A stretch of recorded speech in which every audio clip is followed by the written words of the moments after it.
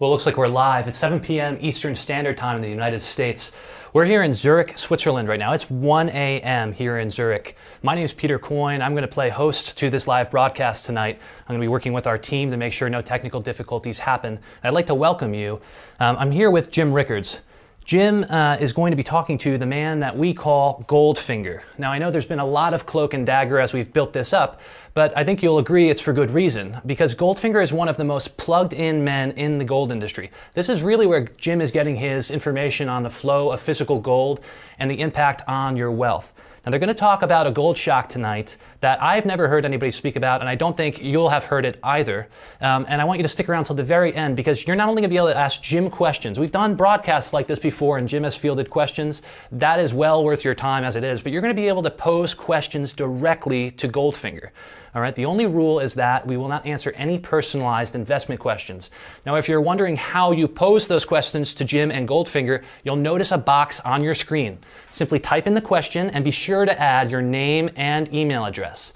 That way I can field them here, I can sift through them and pick out the ones we're going to give to Jim and Goldfinger, and we'll answer them accordingly. Now, like I said, it's 1 a.m. here. We're pretty dedicated to bringing this message to you. We spent over $100,000 on a professional film crew that's here in the room with us to make sure that this broadcast goes off without a hitch. So we've spared no expense, and I think you'll agree that we're gonna give you a lot of good information tonight, including what Jim calls the perfect gold portfolio. This is going to be absolutely free. We're going to put it up on screen for you. Make sure you have a paper and pen so you can write that down. Also, keep sending in your questions while Jim and Goldfinger are talking, but I do want to emphasize they're going to answer the questions at the end of the broadcast, and we'll continue that question and answer period as long as we need to. But please don't leave before then, because you won't have your questions answered by then unless it's a coincidence and Jim just happens to speak about it. So with that, I don't want to waste any more time. We've had enough build-up. Jim, we have Goldfinger here on set. He's over in the corner. There was conditions for him coming on. Why don't you tell us how you know Goldfinger, what he's known for, what is his credibility, sure, and maybe get into the main warning of this evening. Yeah, I'd be glad to, Peter. First of all, thank you all for joining us. As Peter mentioned, we're coming to you live from Zurich, Switzerland, kind of the center of gold activity for the entire world. And Goldfinger's home turf. He spends quite a bit of time here, travels around the world quite a bit. The first thing we want to emphasize, again, thank you for joining us. The first thing we want to emphasize is the urgency of what we're about to talk about tonight. Now, this content would be important, could have been important, 6 months ago or 6 months from now, but there are events literally happening tomorrow and in the next few days, in the very near future, that create a sense of urgency that could completely turn around the dynamics of the gold market, the price of gold, and affect investors in gold really around the world and your own portfolio. So that's why we're coming to you live tonight. So we, again, want to emphasize a sense of urgency. Things are going to happen tomorrow and in the coming days that will affect gold and affect your portfolio. And that's why we're, as I said, coming to you live so we can get that across. The second thing, and Peter mentioned this, but I just want to go into it in a little more detail, are Goldfinger's conditions for being on camera. Joining us tonight. Now, the first one, the obvious one, is we can't use his real name, and he would not disclose his real name. When you're an insider, a well-placed insider with confidential information at your fingertips, you just can't throw your name out there. There could be a lot of consequences from that. But he shares our sense of urgency and was willing to join us tonight, but only on the condition that we not use his name or mention his affiliation. I'm sure all the viewers understand that. So I'm going to call him Goldfinger. This fellow I've known for years, well acquainted with him, but we're just going to use the name Goldfinger to protect his confidentiality. As far as his credentials are concerned, I mean, it'd be kind of hard to think of anybody more well placed. He's been in the industry for quite a long time, but he is in direct contact with all of the major players. When I say major players, we're talking about refiners, secure logistics providers. Secure logistics, these are names that are familiar to you, Brinks or Dunbar or whatever, that people who drive armored cars, move the gold around. They still use armored cars, but actually quite a bit of gold is flown around by airplane. So knows those individuals. The London Bullion Market Association banks, these are the major dealers in gold, and the vault operators. So when you're in the physical gold world, you got to move it, you got to store it, you've got to secure it, you've got to deal in it. So this is not paper gold we're talking about. This is physical gold, and he knows all those players. So again, with years of experience, contacts, non-Perel contacts, one of my closest associates, the best sources of information. So I think I could go on, but I'm not going to. I think you get the point that his credentials are really hard to beat. So without any further delay, Goldfinger, welcome. Glad you could join us. Thank you. So let's just jump right in. Goldfinger, can you please tell our viewers the same thing you told me privately about the dire state of the physical gold market? As you mentioned, Jim, Switzerland is at the center of the gold refining flows for the world, and it's also a major center for vaulting. Something like 70% of the world's refining passes through Switzerland every single year. 5 of the largest refineries of the world are here, and because of this, when gold is flowing around the world, these refiners tend to have a very good view and scope on what's happening globally in gold flows. They know where it's coming from, they know who the buyers are, they know who the sellers are, they know where it's going to, and this access to seeing where it's coming from, where it's going, in my view, is extremely valuable for understanding what's happening. Now, ever since China entered the market back in 2012, 2013, they've been buying extremely aggressively. And what's happened with that is that the availability of gold through these Swiss refineries has gotten consistently tighter and tighter year after year. At times, it's been extremely difficult to source, more so than possibly in the last 30 years. And as long as they continue to do that, I see this tightness continuing to it will either increase or continue as long as they're continuing their buying. Goldfinger, with regard to those physical gold flows that you described, we hear a lot about physical gold flowing from west to east. Again, I think our viewers are familiar with that expression, gold flowing from west to east. This is shorthand for gold sales from Western sources, such as central bank reserves, ETFs, exchange-traded funds such as GLD, and LBMA bank vaults. I mean, for example, from 1999 to 2001, the UK sold most of its gold. That was a Western source. In the early 2000s, Switzerland sold over 1,000 tons, another Western source. France and some others were sellers. A lot of this at the urging of the United States, by the way. The U.S. wasn't selling any gold, hasn't sold gold since 1980, but we got everyone else to sell their gold. So that was from the West. The buyers in the East, primarily China. We know a lot about China, but India as well, also Iran, Turkey, Russia, and others. So there's this flow of gold from East. And the question is, it's a mix of official reserve purchases and, in the case of China, a lot of individual investors in China and India. So that's the kind of the lay of the land. What's your latest and best information on these physical gold flows? Well, as you know, Jim, for the last 5 years, gold has been flowing, as you mentioned, west to east. Typically, the way that works is that it's been coming into Switzerland, either in the form of doré, scrap, and in many cases in the last few years, good delivery bars. These are the large 400-ounce bars that are typically used in the good delivery system. A lot of that's been coming out of London. Going into Switzerland, these things are then melted, re-refined, and cast into 1 kilo, 4 nines fine is what we call it, gold bars, and this is what the Chinese prefer. So that's what they've been sending over there. The demand has been, as I already mentioned, quite massive. The refineries have a hard time keeping up with all of it. The Chinese have been basically the buyer. Between China and India, they've been the buyer. The West has made up maybe 10% of gold purchases for a number of years. And what's changed is in 2016, at the end of 2014, India started slowing down a little bit. 2016, China has backed off. But also what's happened is that the West has really picked up its buying. And since January of 2016, there's been a huge amount of buying in the West. And so there's actually been a reversal of the gold flow. So just taking GLD as example, which is a good proxy for Western appetite for gold, they've added almost 250 tons since the beginning of the year. And just in the last few months, over 170 tons has flowed back into London. Instead of coming out of London into Switzerland and end up going over to China and India. What's happened is China and India have backed off a little bit, and gold is starting to flow back into London. Goldfinger, that's amazing, because we talked about the flow from west to east. So we said that it's coming out of London, out of Western vaults, going to China. But you're saying that now that flow has started to reverse a little bit, that GLD, because of demand from Western investors, institutions, and individuals, with the price going up, that there's gold now going to the West, or more gold is being accumulated in the West. But as far as I know, the Chinese aren't sellers. So if the West is buying more, maybe China has slowed down their buying a little bit, so the market hasn't gone completely crazy. But what happens if the West and East start buying gold at the same time? So the West is still buying in London and GLD and elsewhere, but China decides for whatever reason that it's not going any lower and they want to buy more, and you have West and East buying at the same time. Could gold go to $2,000 an ounce or even higher?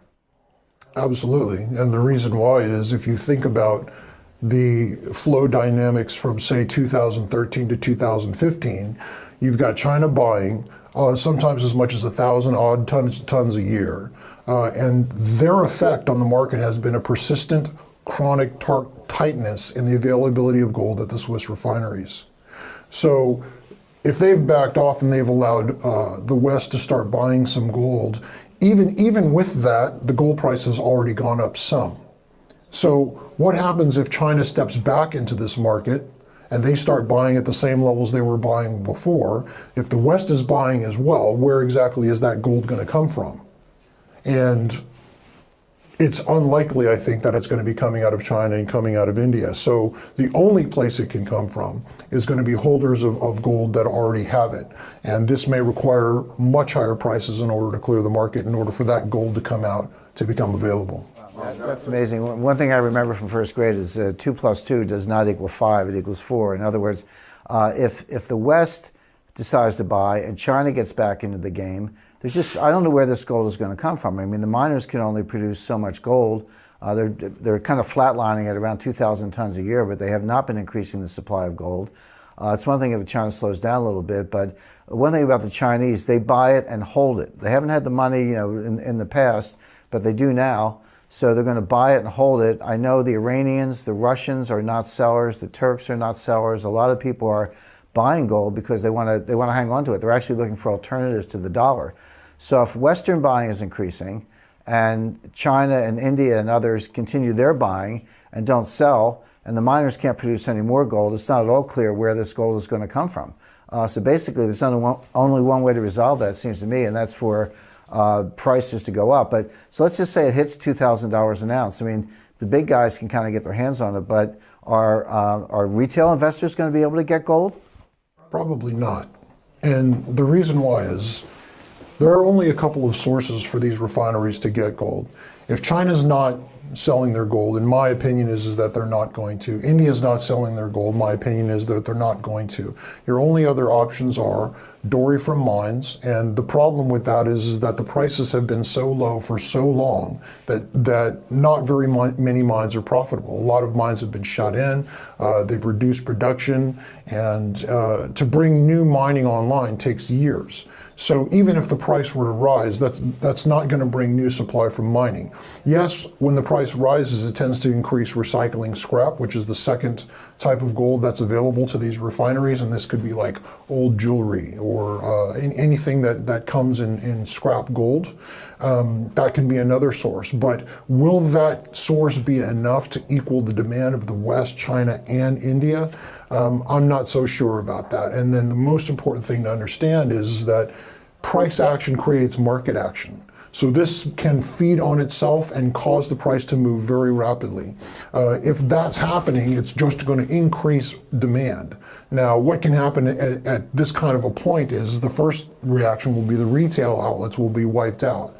And if they're wiped out, there are time delays between when they can fabricate enough to replace those retail outlets. Now, you may be able to buy small amounts of gold from individuals, but to buy gold in any kind of quantity after that may be very difficult. And if it starts to feed into the wholesale market, then it could exacerbate the delays between when the retail market will get any more gold. That's amazing. I mean, we all know when central banks want to create more money supply, they just print it. But the problem with gold is you can't print it. You got to dig it up. It's a very costly enterprise. And you make a good point. I mean, a lot of people don't realize that mining production has got at least a 5-year lead time, maybe longer. Well, from 2011 to 2015, the price went down, so a lot of mines got shut in, a lot of projects got put on hold until the miners have some clarity about their capital budgets and so forth. So that mining supply is actually, I said flatlining, but that's the best case. It's certainly not going to expand anytime soon. And so you're not going to get more out of the mines. You're not going to get anything out of China and India because they're just going to buy and hold it. If the West wants more and that demand goes up, so there's no doré. By the way, people may not realize there are only three sources of gold. There's the doré, which comes from the mines. There's what's called scrap, which, as you mentioned, is jewelry. And then there are other bars, but the bars that's the bullion that people want to hang on to. So if West and East are both taking down the bullion, there's not a lot more doré. The only source of supply would be scrap, meaning you got to basically go, like next to the 7-Eleven store with "We Buy Gold" signs and buy it from, housewives and men, and get necklaces and bracelets and all that stuff. And there's a way to do that, but you got to bid the price up. So everything you're talking about, everything you're describing, is going to drive the price up. So the question is, when this happens, and by the way, it could happen tomorrow. So I'm not even sure what investors are waiting for. If you're interested in gold, hopefully you have it already. If you have physical gold already, you're protected. If you don't have your allocation, what are you waiting for? This thing it's already breaking. We're already seeing it, but it could happen very quickly from here. So the time to protect yourself is now. So Goldfinger, in your view, what could cause this buying panic you described? What's the catalyst for this super spike in prices? Well, Jim, you've spoken about this many times. There are any number of triggers. You're actually the expert in this area. You've written books about it. It could be any number of geopolitical factors. It could be fall-on effects from the Brexit. There are any number of things. But in my view, if there is a time when the Chinese re-enter the market as aggressive buyers combined with the West, this could be a serious thing that exacerbates the tightness in the system and causes this. The thing we have to remember is the Chinese are value buyers. Okay, as the price this year started to accelerate, the Chinese started to back off. We've seen this a year after year. Every time the price dips down to certain levels, the Chinese are back in the market. So what's happening here, I think, is the Chinese need to be convinced that gold has found a higher support level. When they're convinced of that they think that there's a new floor for the gold price that's higher, that it's not going to be coming back down where they can buy those dips, if they re-enter the market at that point, I think that is what's could be a substantial trigger here. Goldfinger, I can't thank you enough for joining us. But one point I wanted to follow up on when we talked about the sources of supply, and I know, again, you're one of the most plugged-in individuals in the industry. Isn't it the case that at least one of the refiners, again, we can't mention names here, and we're not going to, but that one of the refiners said that they can't get doré? I mean, they actually can't get gold from the mines. Is that correct? Well, that's happened intermittently over the last couple of years. There have been cases where the refiners are seeking gold to refine to meet quotas and meet orders that are coming in. And there have been times where they have just been simply unable to do so. And this is sort of unprecedented in the last 30 years in this industry. So the situation is much dire than most people realize. And I think the reason you don't hear more about this is because the individuals who I know who are involved in this industry through the refineries, they're not public people. They don't go on television. You don't hear them talking about this. They will not be doing articles for any gold newsletter or any gold anything. They're just not speaking publicly, so you don't hear about it a lot. There's been a lot of dismissal in the markets when it comes to China because the whole idea is, well, they haven't moved the price at all, so it doesn't really matter how much they're buying. I think that this is a huge mistake, and it's a wrong analysis, because if Chinese buying is able to cause a huge level of tightness at the refinery level here in Switzerland, all it takes really is for the Western world and for the East to finally be on the same page in buying, and that could cause a massive demand on the system that it will require higher prices to clear. Amazing. So just to recap, the bullion availability is drying up because you have buyers on both sides, West and East. Doré, we're already seeing spot shortages in some cases. China's out to buy at least 3,000 more tons. Well, that's a lot of rings and bracelets and necklaces. I remember, 1980 during the super spike in silver, they literally sent people out knocking door to door saying, hey, lady or mister, do you have any silver in the attic? And they were taking it out of the attic and paying cash on the spot. So, but it's going to take a lot of earrings and necklaces to make up 3,000 tons that the Chinese are out to get. So these shortages are real. Goldfinger, we cannot thank you enough. Thank you for joining us. You're welcome. Peter? So we definitely want to dig a little bit deeper. Last night, Goldfinger, you and I were having dinner and we were saying, these dynamics exist, but why talk about this right now? Mm-hmm. Why did we choose today to talk about this? And you said, this crisis could hit tomorrow. This super spike in gold prices could start tomorrow. Right. It doesn't need to be tomorrow, but it could start tomorrow. And that's a common comment you make about any snowflake, as you put it, that could start the avalanche. But quite literally, there is a hard date tomorrow that could actually cause the super spike. We've talked about this. And just like you were repeating Goldfinger and saying that China's looking for a hard floor on the gold price before they start re-entering the market. Right.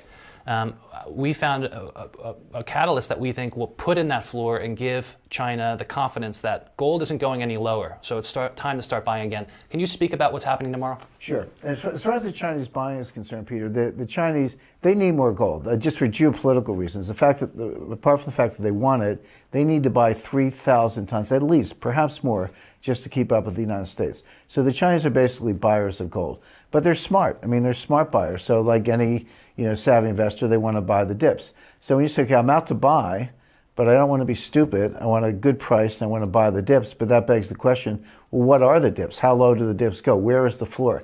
So what the Chinese are looking for now is where is the floor? The floor moves around. It was, there was a time when it was about 1450 and there was another time when it was 1050. Right now, gold's around, 1280, a little bit higher actually. So the Chinese are watching this price action saying, where's the floor? Where's the point at which we think it's not going to go lower? We only think it's going to go higher. We just want to buy more. Well, they're looking around at other events. And we have one tomorrow, which is the Federal Reserve is meeting. It's a 2-day meeting. They had half the meeting today, the other half tomorrow, Wednesday, June 15th.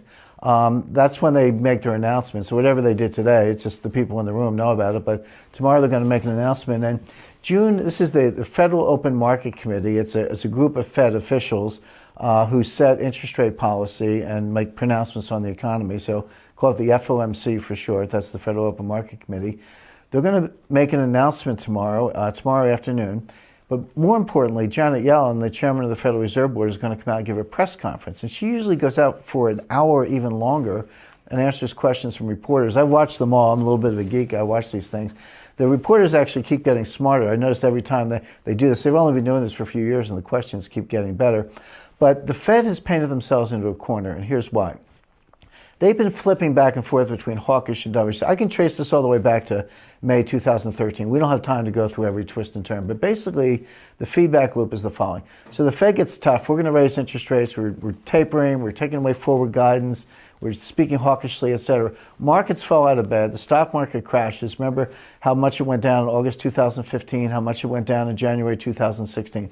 So the markets tank. The dollar goes up. We import deflation. It totally defeats the Fed's inflation targets. Everything falls apart for the Fed. So then they turn dovish. As I say, Janet Yellen sprouts wings, flies around the room. They say, oh, well, we're going to take our time. We're data dependent. June's off the table. By the way, expectations for a rate increase tomorrow are 0. So the shock tomorrow is not going to be the rate increase. We know they're not going to raise rates. Well, put it this way, if they do, sell everything and run to the sidelines because it's going to be a shock. But that's not going to happen. They're not going to raise rates tomorrow. That's not the shock. The shock will come in their commentary and the press conference and the spin they put in it. And the problem is they have painted themselves into a corner. So if she's dovish, signals that we're probably not going to raise rates this whole year. We're worried about spillovers. We're worried about the international effects and so forth. The problem then is that's going to be taken as an inflationary signal and gold is going to go up. That's easy. That's the easy part.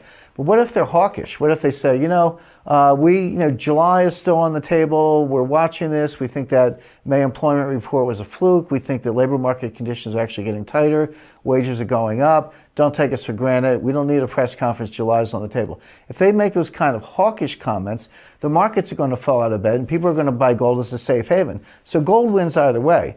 We're just going to wait until 2 o'clock tomorrow afternoon to find out exactly what the statement is. But gold goes up either way. The Chinese are watching too. They weren't in buying today. Mm-hmm.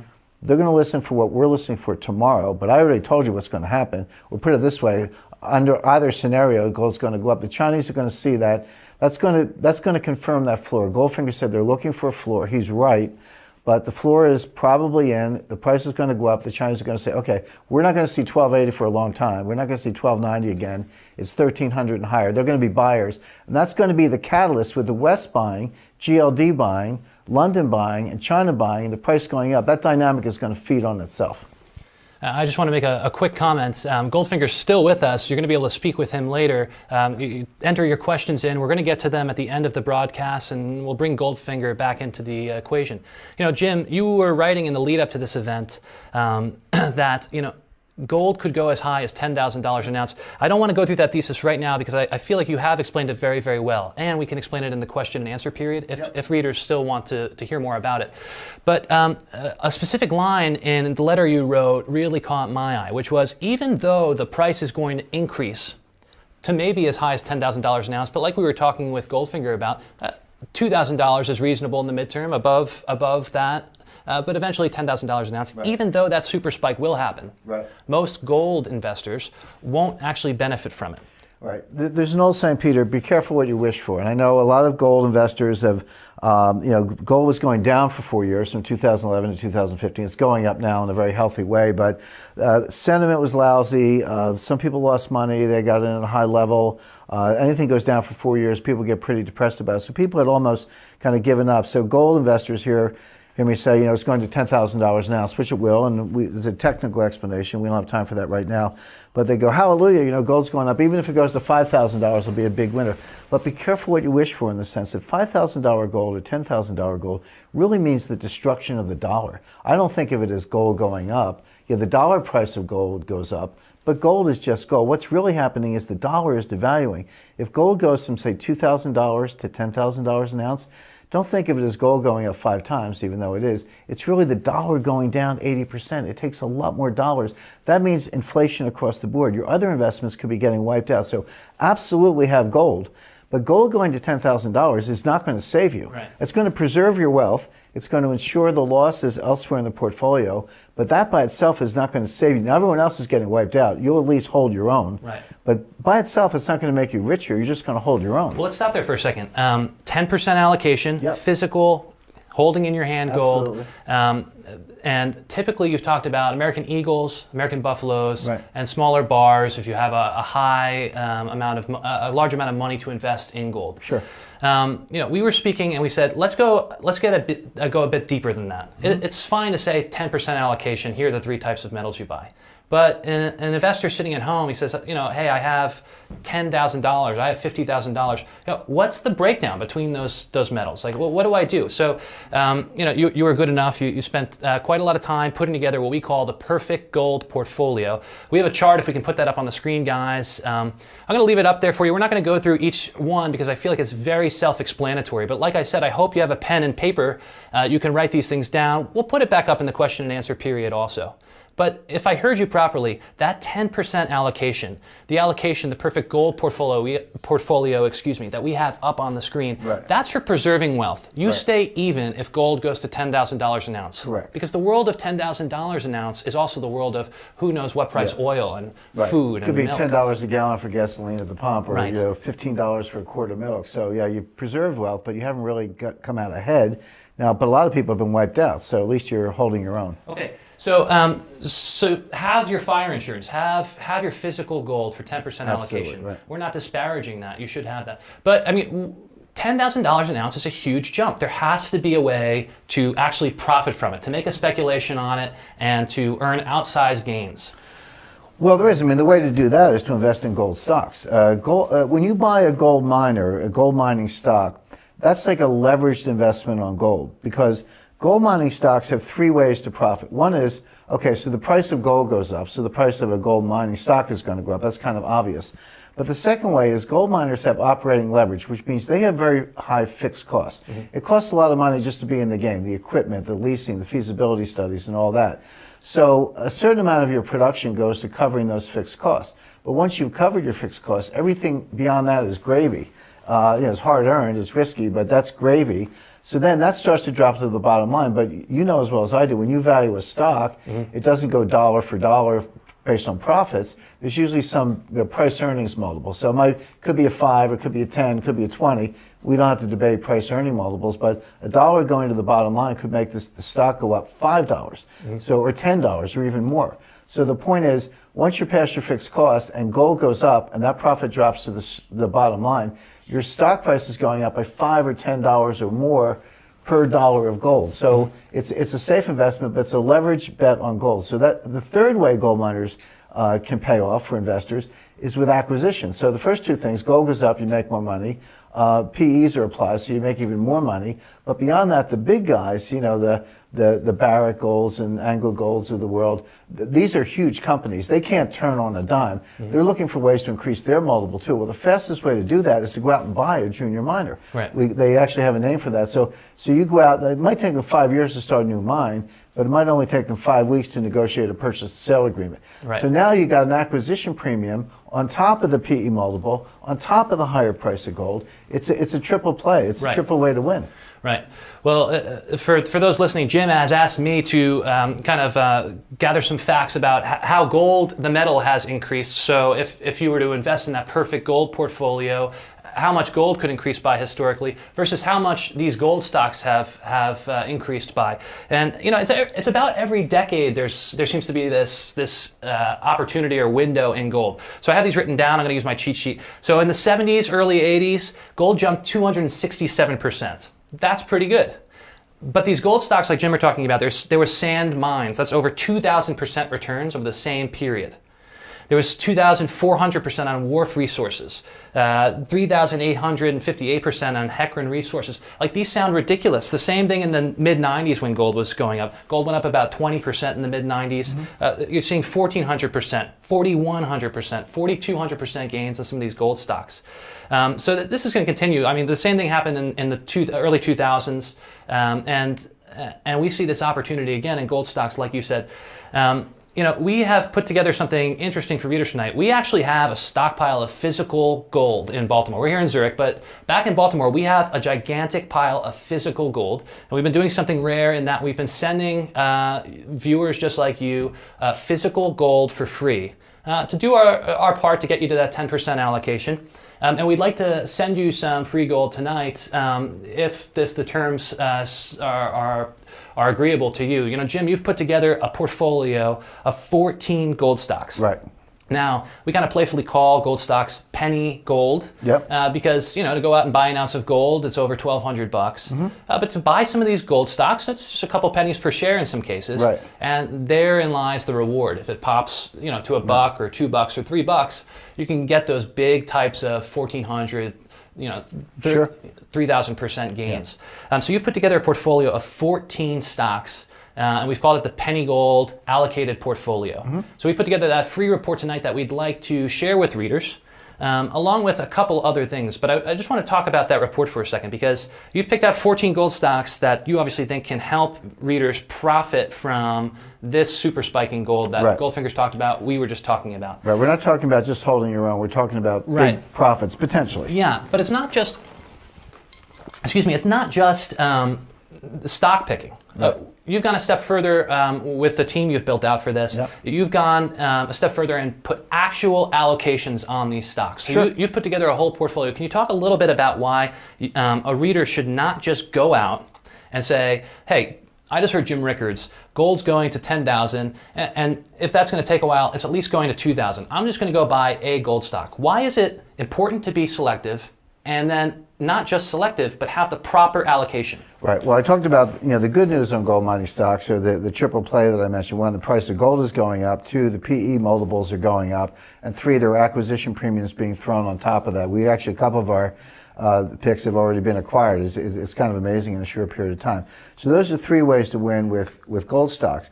But there are some pitfalls. Some of these companies are extremely well run. They've got good management, good feasibility studies. They're either producing or close to producing. And if you're a big guy buying a junior miner, you'll buy it even if they're not producing, assuming that the thing is proved out and the quality of the gold is good. But there are also some frauds. There are some penny stocks that are going to zero. So some of these companies are going to zero. I know of gold mining companies that they were in a hurry to go public. They listed on the junior section of the Toronto Stock Exchange. They got a little pop. They got money from investors. They don't know what to do with the money. They haven't started mines. They haven't got very far in their feasibility studies. They're just sitting there. I know gold miners who were sitting on money looking to buy other businesses. They're not even true gold miners. So the question is, how do you sort out the good prospects, the good companies with good management and solid gold in the ground, so to speak, good feasibility studies who are takeover candidates on the one hand, from some of the frauds and flim-flam artists and guys who are, just in it to raise money and aren't going to go look for gold. How do you separate that? Well, obviously you do research, you do due diligence. We have on our team a Harvard-trained geologist with decades of experience. We don't recommend any gold stocks unless we've been in the mine, we've met with management, and we've looked at the financials. We've right down to the footnotes and the disclosures. We do our homework, and that's what we pass along to you. So, yeah, to just pick up the phone and call your broker and say, give me a couple gold miners, you might as well buy a lottery ticket. You'll have a few winners, but you're going to take an enormous risk, probably lose your money just because of the dangers in that.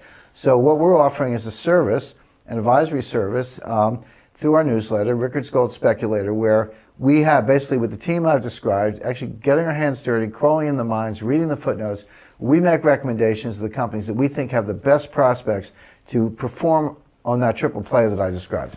I want to take a break 1 second because I'm getting some reader notes. We were just talking about the perfect gold portfolio for having physical gold before. Yep. It seems like a few of you didn't get to see that slide. We've put it up briefly for a moment, but I want to focus on what Jim's talking about for a minute. So I'll make you a promise. We're going to put that slide back up during the question and answer period. There's going to be an opportunity where one question will lend itself to that slide. And then we'll also send it to you after the briefing so you can have it. Right. And just so you know, if you haven't seen it, this perfect gold portfolio, which we're giving you for free on this slide, we'll send it to you for free afterwards. It doesn't just say 10% allocation.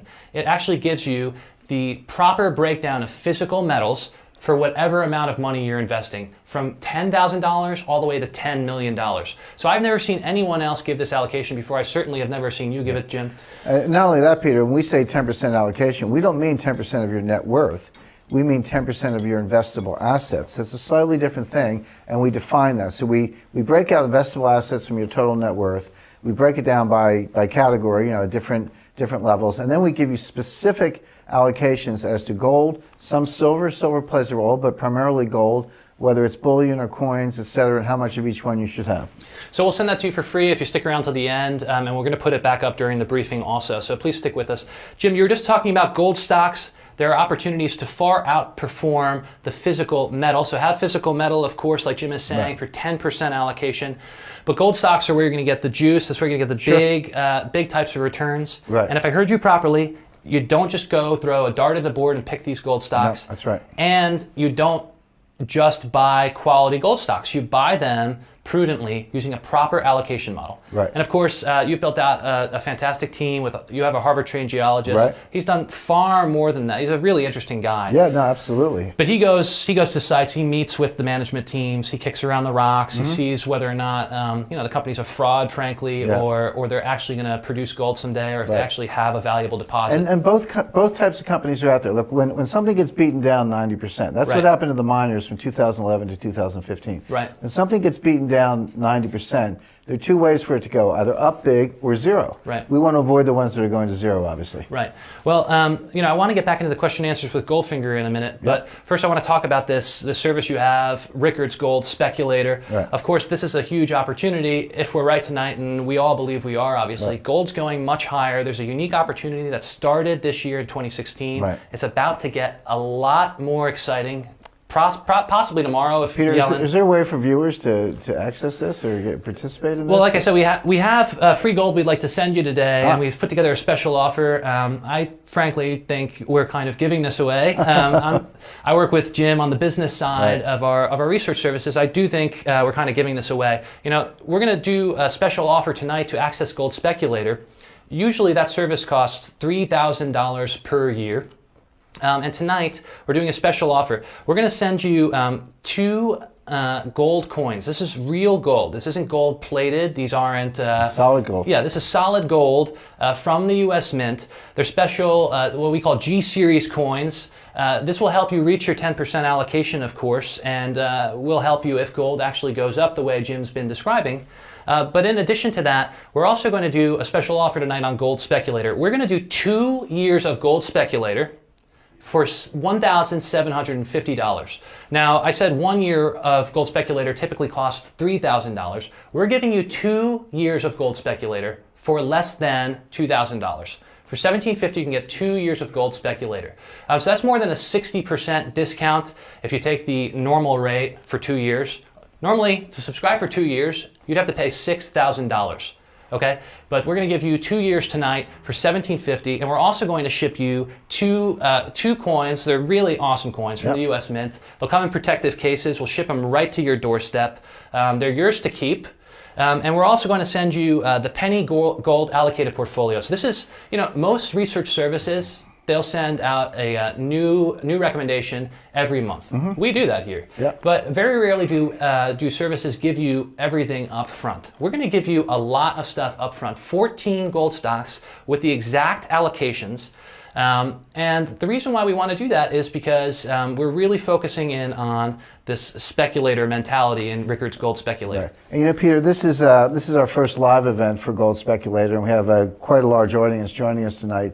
But we have Gold Speculator is up and running. We have some early subscribers through a little marketing we did earlier. And I'm very active on social media, as you know, on Twitter at James G. Rickards. But it was very gratifying the other day because one of my Twitter followers sort of wrote into me. He said, Jim, thank you very much. I was an early subscriber to Gold Speculator. I followed one of your recommendations. I already made multiples. I had a subscription fee, but I've made way more than that on one trade. So that does happen. Yeah, we've had 2 double-digit gains already. We've only been publishing, for a month or two? Yeah, we've had two of our recommendations have been taken over at big premiums. And this one guy wrote to me and said, I already made my money on this. Right. And then just this morning, I actually didn't tell you because we were on the move. We visited a gold vault this morning, so it was a little hectic. Goldfinger was with us. He was kind of proving out some of the things he was talking about tonight. But I didn't get to tell you, we actually sold for another gain this morning. Oh, we did? Another company went up at a premium? Yeah, wow. we sold a company called Pershing, so that's no longer in the portfolio, but we had a nice gain there as well. Sure, wow. So we're going to send you that penny gold portfolio. The whole title is the Penny Gold Allocated Portfolio, How to Make Life-Changing Wealth as Gold Goes to $10,000 an ounce. Of course, gold doesn't have to go to $10,000 an ounce for us to profit. I was just telling you that we have 2 double-digit gains already, and gold's only had what? It's gained, Yeah, it was up 20% this year approximately, but this is just the beginning. Yeah. It bounced at like that 1050 floor there. It bounced off that floor 5 or 6 times. Never went. A lot of Goldman Sachs was saying it's going to go back to $1,000 an ounce. I said no. Or if it does, put it this way: we're in such a deflationary spiral that you're going to want your gold even more. But it didn't. It bounced off that 1050 level. It went up 20% this year. It's the best performing asset class of 2016.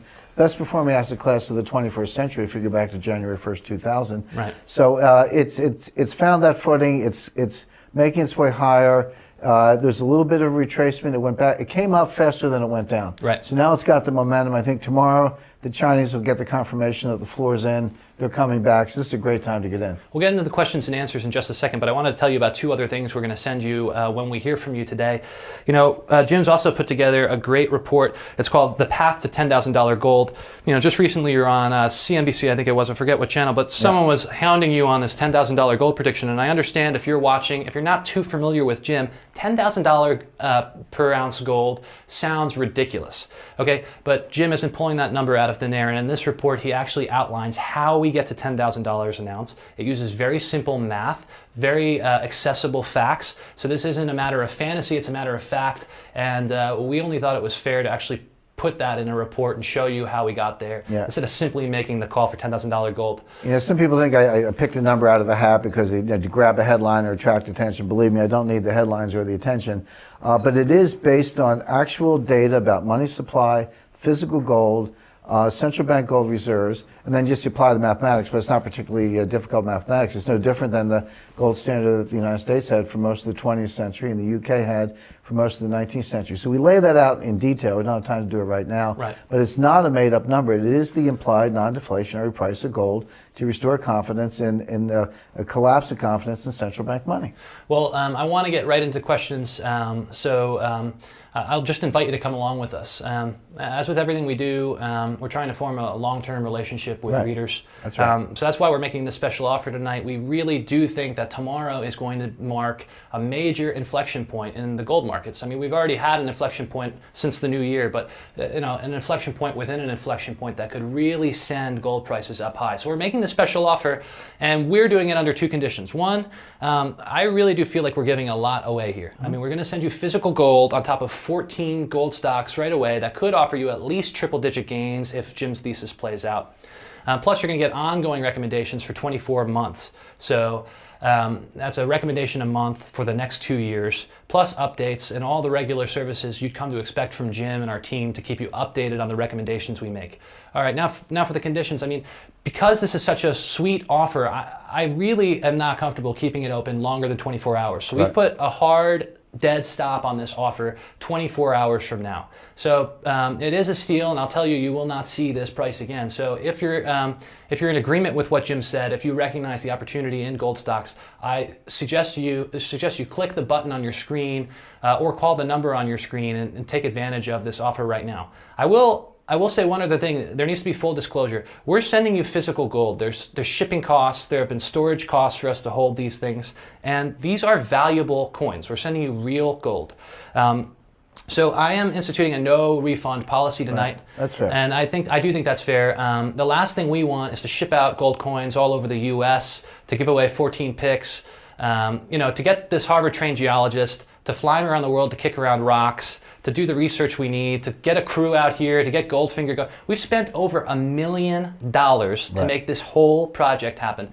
And so I really hope you understand why we're doing this. We cannot offer a refund if you take this, but it's worth every penny in our estimation. So please click the button on your screen. Also, back home, we have a team in Baltimore. They're standing by on the phones because we understand some of you may like to speak to someone, ask some more questions. You may not feel comfortable using an online order form. That number should be on your screen, but if you can't see it for some reason and you have a pen and paper there, it's 1-866-361 7662. Again, 1-866-361-7662. And if there's a busy signal, which I suspect there might be because we have over 20,000 people who signed up for this broadcast, stick with it. Try that number. They're going to get back to you.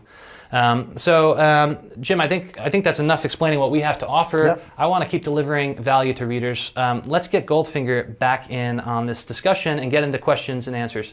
A reader says, is there a wrong way to invest in gold? Now, I anticipated this question was going to come up, so we have a chart prepped. Maybe the way to do this is to talk about the difference between paper gold and physical gold. I'd like for you and Goldfinger to weigh in on this. Good. Well, I'll jump in, and then Goldfinger, I'm sure, will have some additional comments. Sure. So the question is there a wrong way to invest in gold? There is absolutely a wrong way to invest in gold. The wrong way to invest in gold is what's called paper gold. So these would be COMEX gold futures contracts, ETFs like GLD is the best known, but there are other ones out there. LBMA, unallocated gold forward contracts, any over-the-counter products, swaps, options written by banks. We don't even know how many there are. We know there are many, many times the amount of physical gold. But the problem with all these contracts, I'm not even going to call them paper gold. Forget the word gold. It's not gold.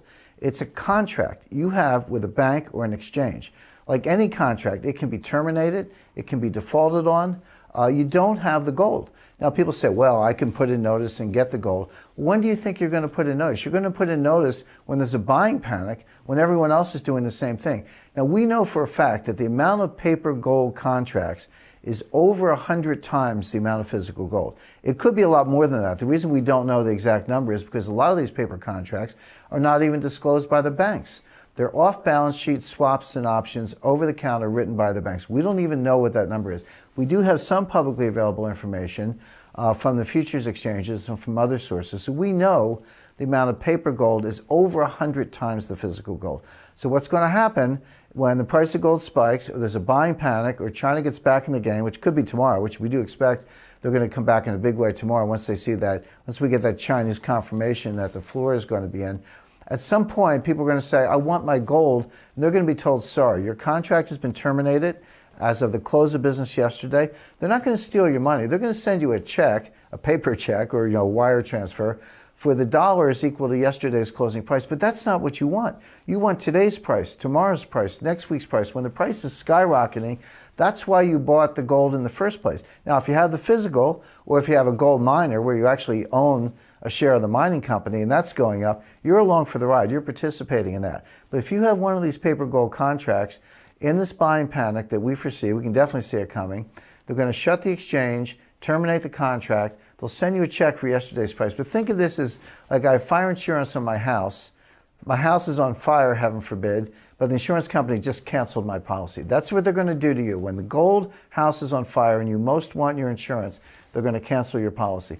The only way to avoid that, if you own physical gold or you own a gold mining company where they have gold in the ground, you're only one step removed. Then you're going to be along for the ride, but everyone else is shut out. So these paper gold contracts is the wrong way to buy gold. Guys, I'm talking to the team here who is producing this event for us. If we could put up the chart, if it's not already up, that shows just how many people own these paper claims on gold. Yep. They think they own real gold, and yet if you look at the top chart on your screen, you'll notice that the amount of actual physical gold supporting all these paper claims is minuscule. I mean, it's laughable. But we want to get Goldfinger in on this too. And I want to, people may have joined in the middle. Goldfinger is Jim's plugged-in gold contact. This is where Jim is getting a lot of his gold information from.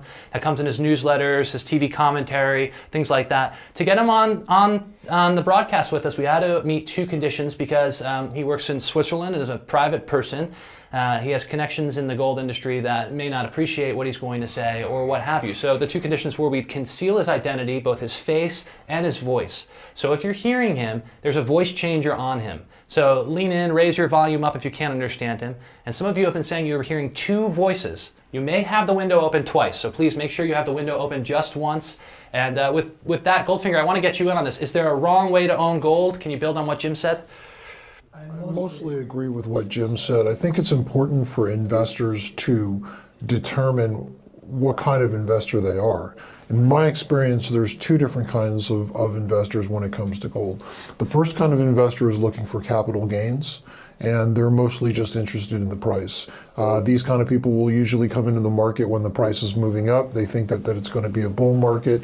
They're usually chasing the price up, and for those kind of people, that there's lots of different kind of vehicles that they can invest in. But for people who are really concerned about protecting their wealth, people who are concerned about hedging the dollar, people who are concerned about insurance. They look at gold as insurance. So this is the fire insurance for their house, is the way Jim says it.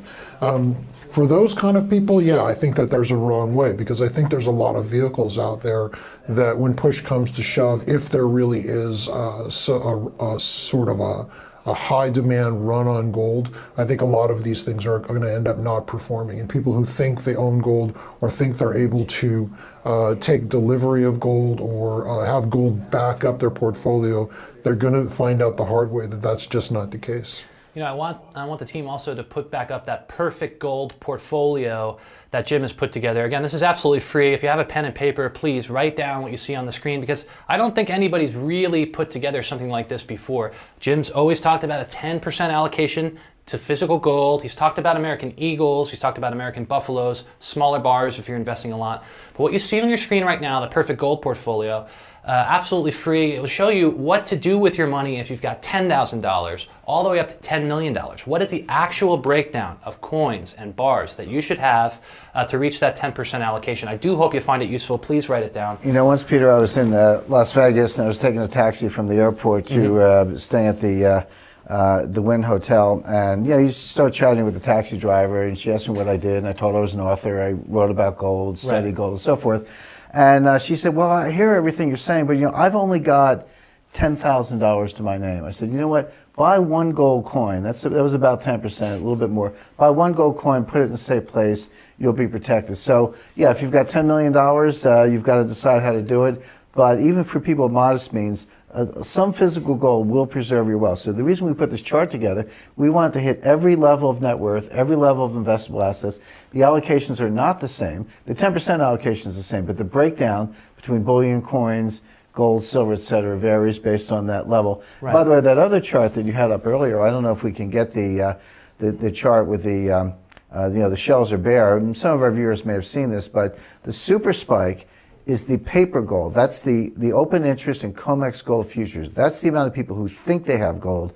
And there's the warehouse number, the amount of gold in the COMEX warehouse, that's the one scraping the bottom of the barrel. So physical gold scraping the bottom of the barrel, paper gold going to the moon. That's a very unstable situation. That's going to break, and not in a good way for the paper gold holders. So get physical or gold mining stocks that we talked about in Gold Speculator. You know, our phones are ringing off the hook because a lot of you are calling in asking about the G-Series gold coins that we'd like to send you for free. Just to be clear, we would like to send them to you when you become a member of Rickards Gold Speculator. Now, we've made the most attractive offer we've ever made. You know, for 2 years of Rickards Gold Speculator, it would cost $6,000 to subscribe. We're making that available, 2 years of Rickards Gold Speculator, for $1,750, okay? That's more than a 60% discount, but then on top of it, we're gonna send you 2 physical, hold in your hands from the US Mint gold coins. Right. So really take that price down even more, and then whatever appreciation happens in spot gold as the super spike plays out.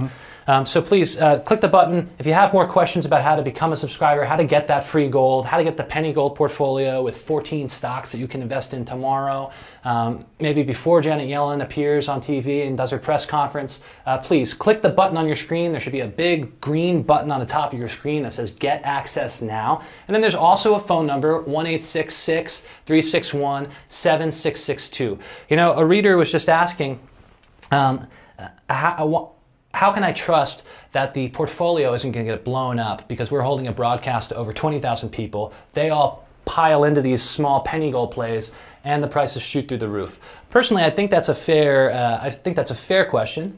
I know personally we're monitoring this pretty closely, but we've just gotten started. So we fully expect to reach that point. Where we have too many subscribers, we have to shut the doors. Sure. We're not there quite yet. Maybe we will be tonight.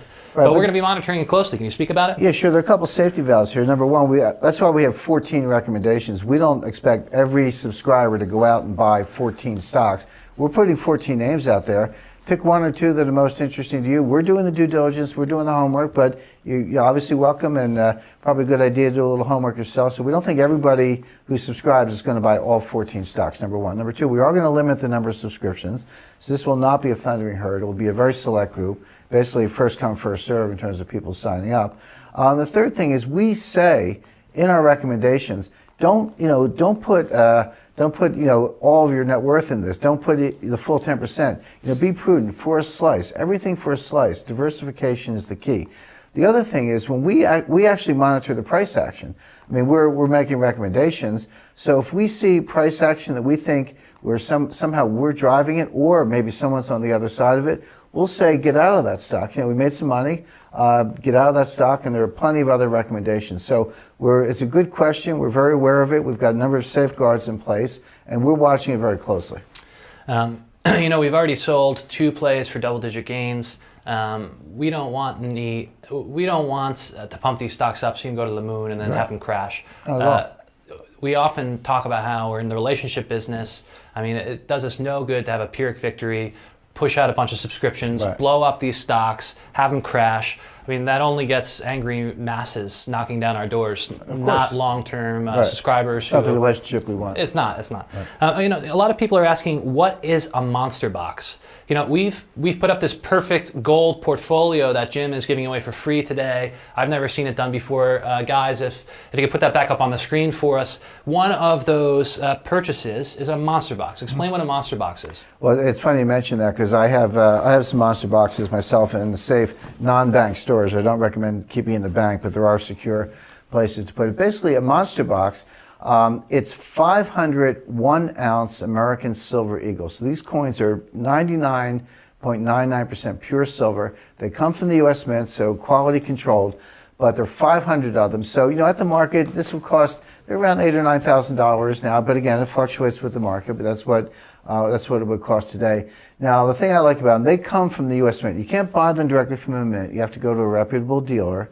But they come from the Mint. They come in it's a little bigger than a cigar box, maybe twice the size of a shoe box. They're heavy, 500 ounces, right? So that's a pretty heavy box. They've actually got a band, compression strap that says US Mint on it. I don't open mine. I know what's inside them. I've seen inside, but when I get one, I keep the band on it. But they're 500 1-ounce American silver eagles.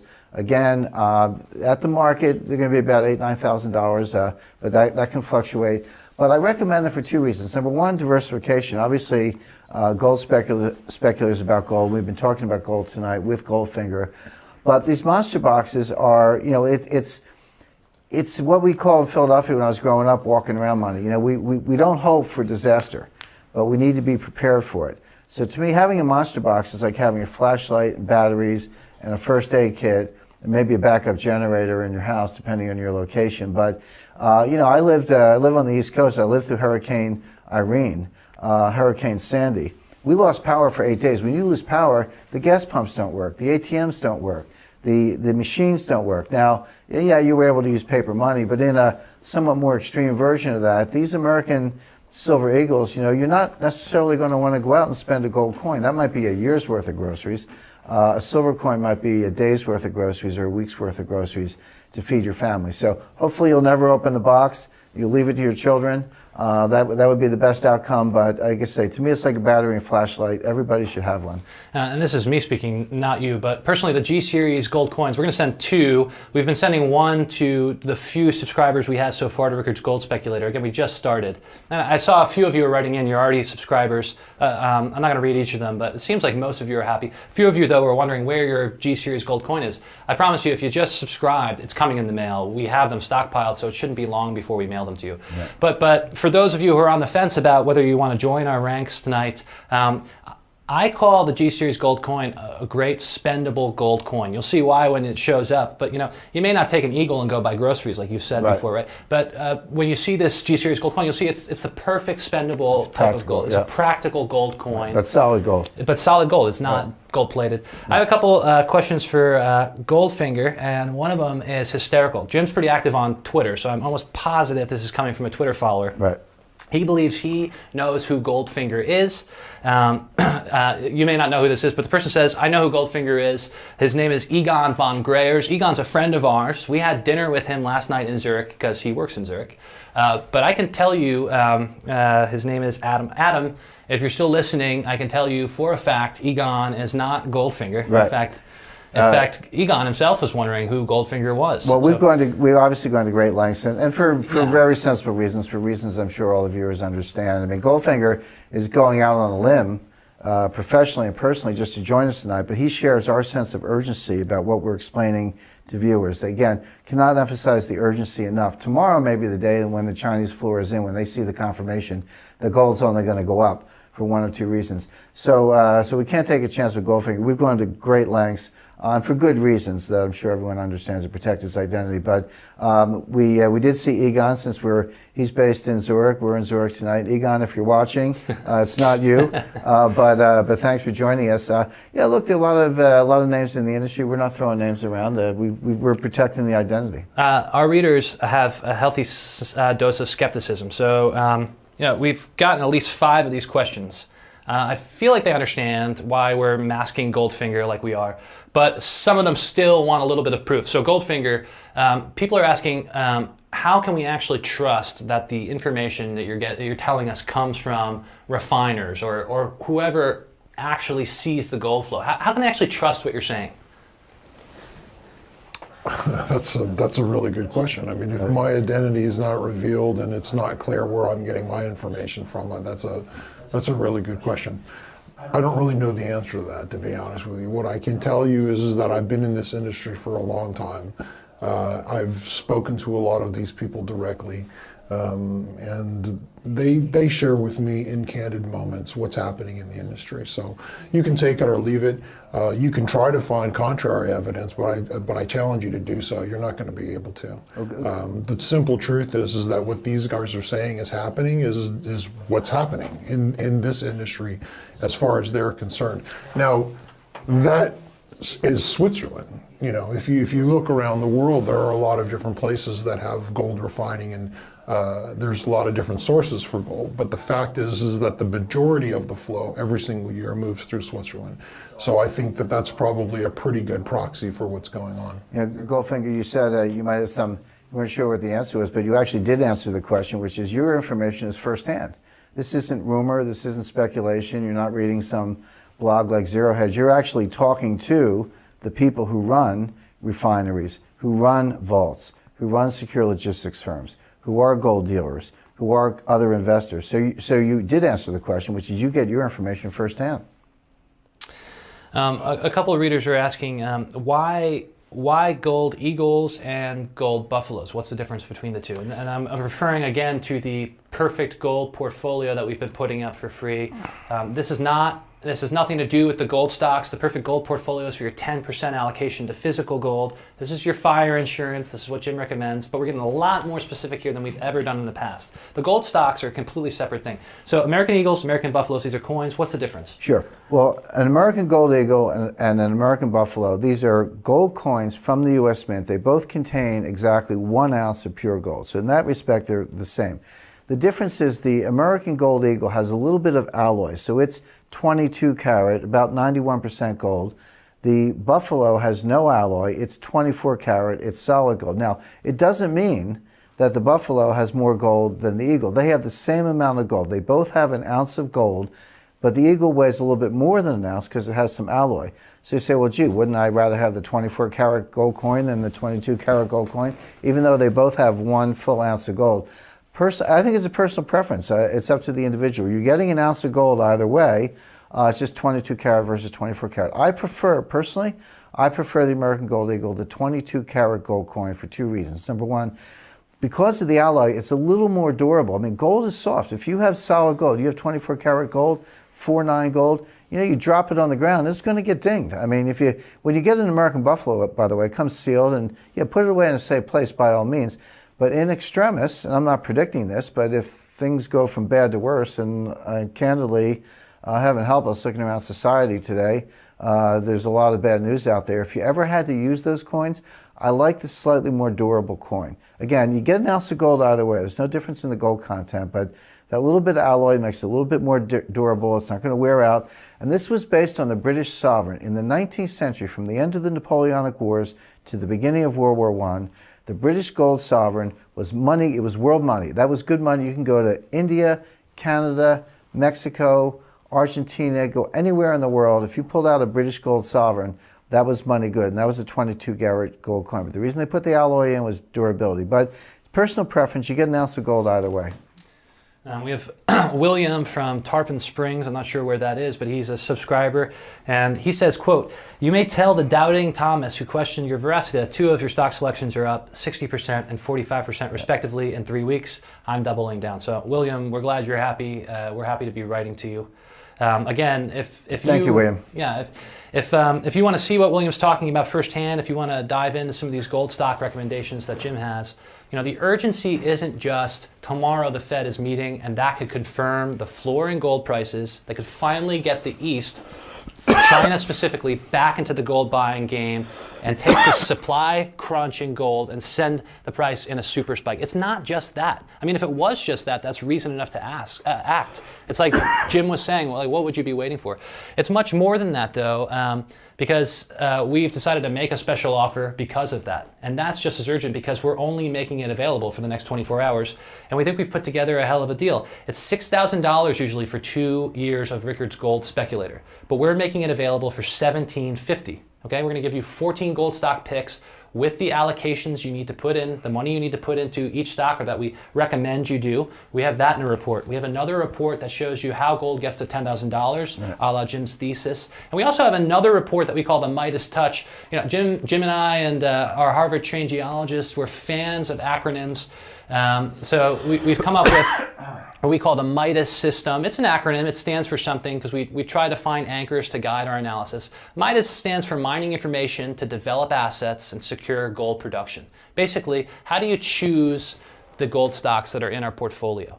We have our Midas pledge if you guys want to put that up. We kind of have a certificate. There's 3 things really we look for. We try to go to the sites, kick around the rocks. We try to talk to the management, and the management, you can usually tell pretty quick if they're competent. Our Harvard-trained geologist certainly can. He's seen through probably more BS or confirmed the real deals and seen the track records of the true veterans more than anyone else. Mm-hmm. But you don't just talk to the management because management spin good stories. Right. You want to cut the cards, so we always have a third party take our Harvard-trained geologists, analysis, conversations with management. We have a third party come in and cut the cards, so to speak, look at the financials to say, did the story that our geologist got from the management actually match up with the financials? I mean, I think that's pretty airtight. You know, Peter, in my career, I've worked with Nobel Prize winners. I've worked with a lot of 160, 170 IQs, big brains, as I call them. And, you know, you kind of dive deep in their mathematics and their models and the calculus. I like to keep the math simple.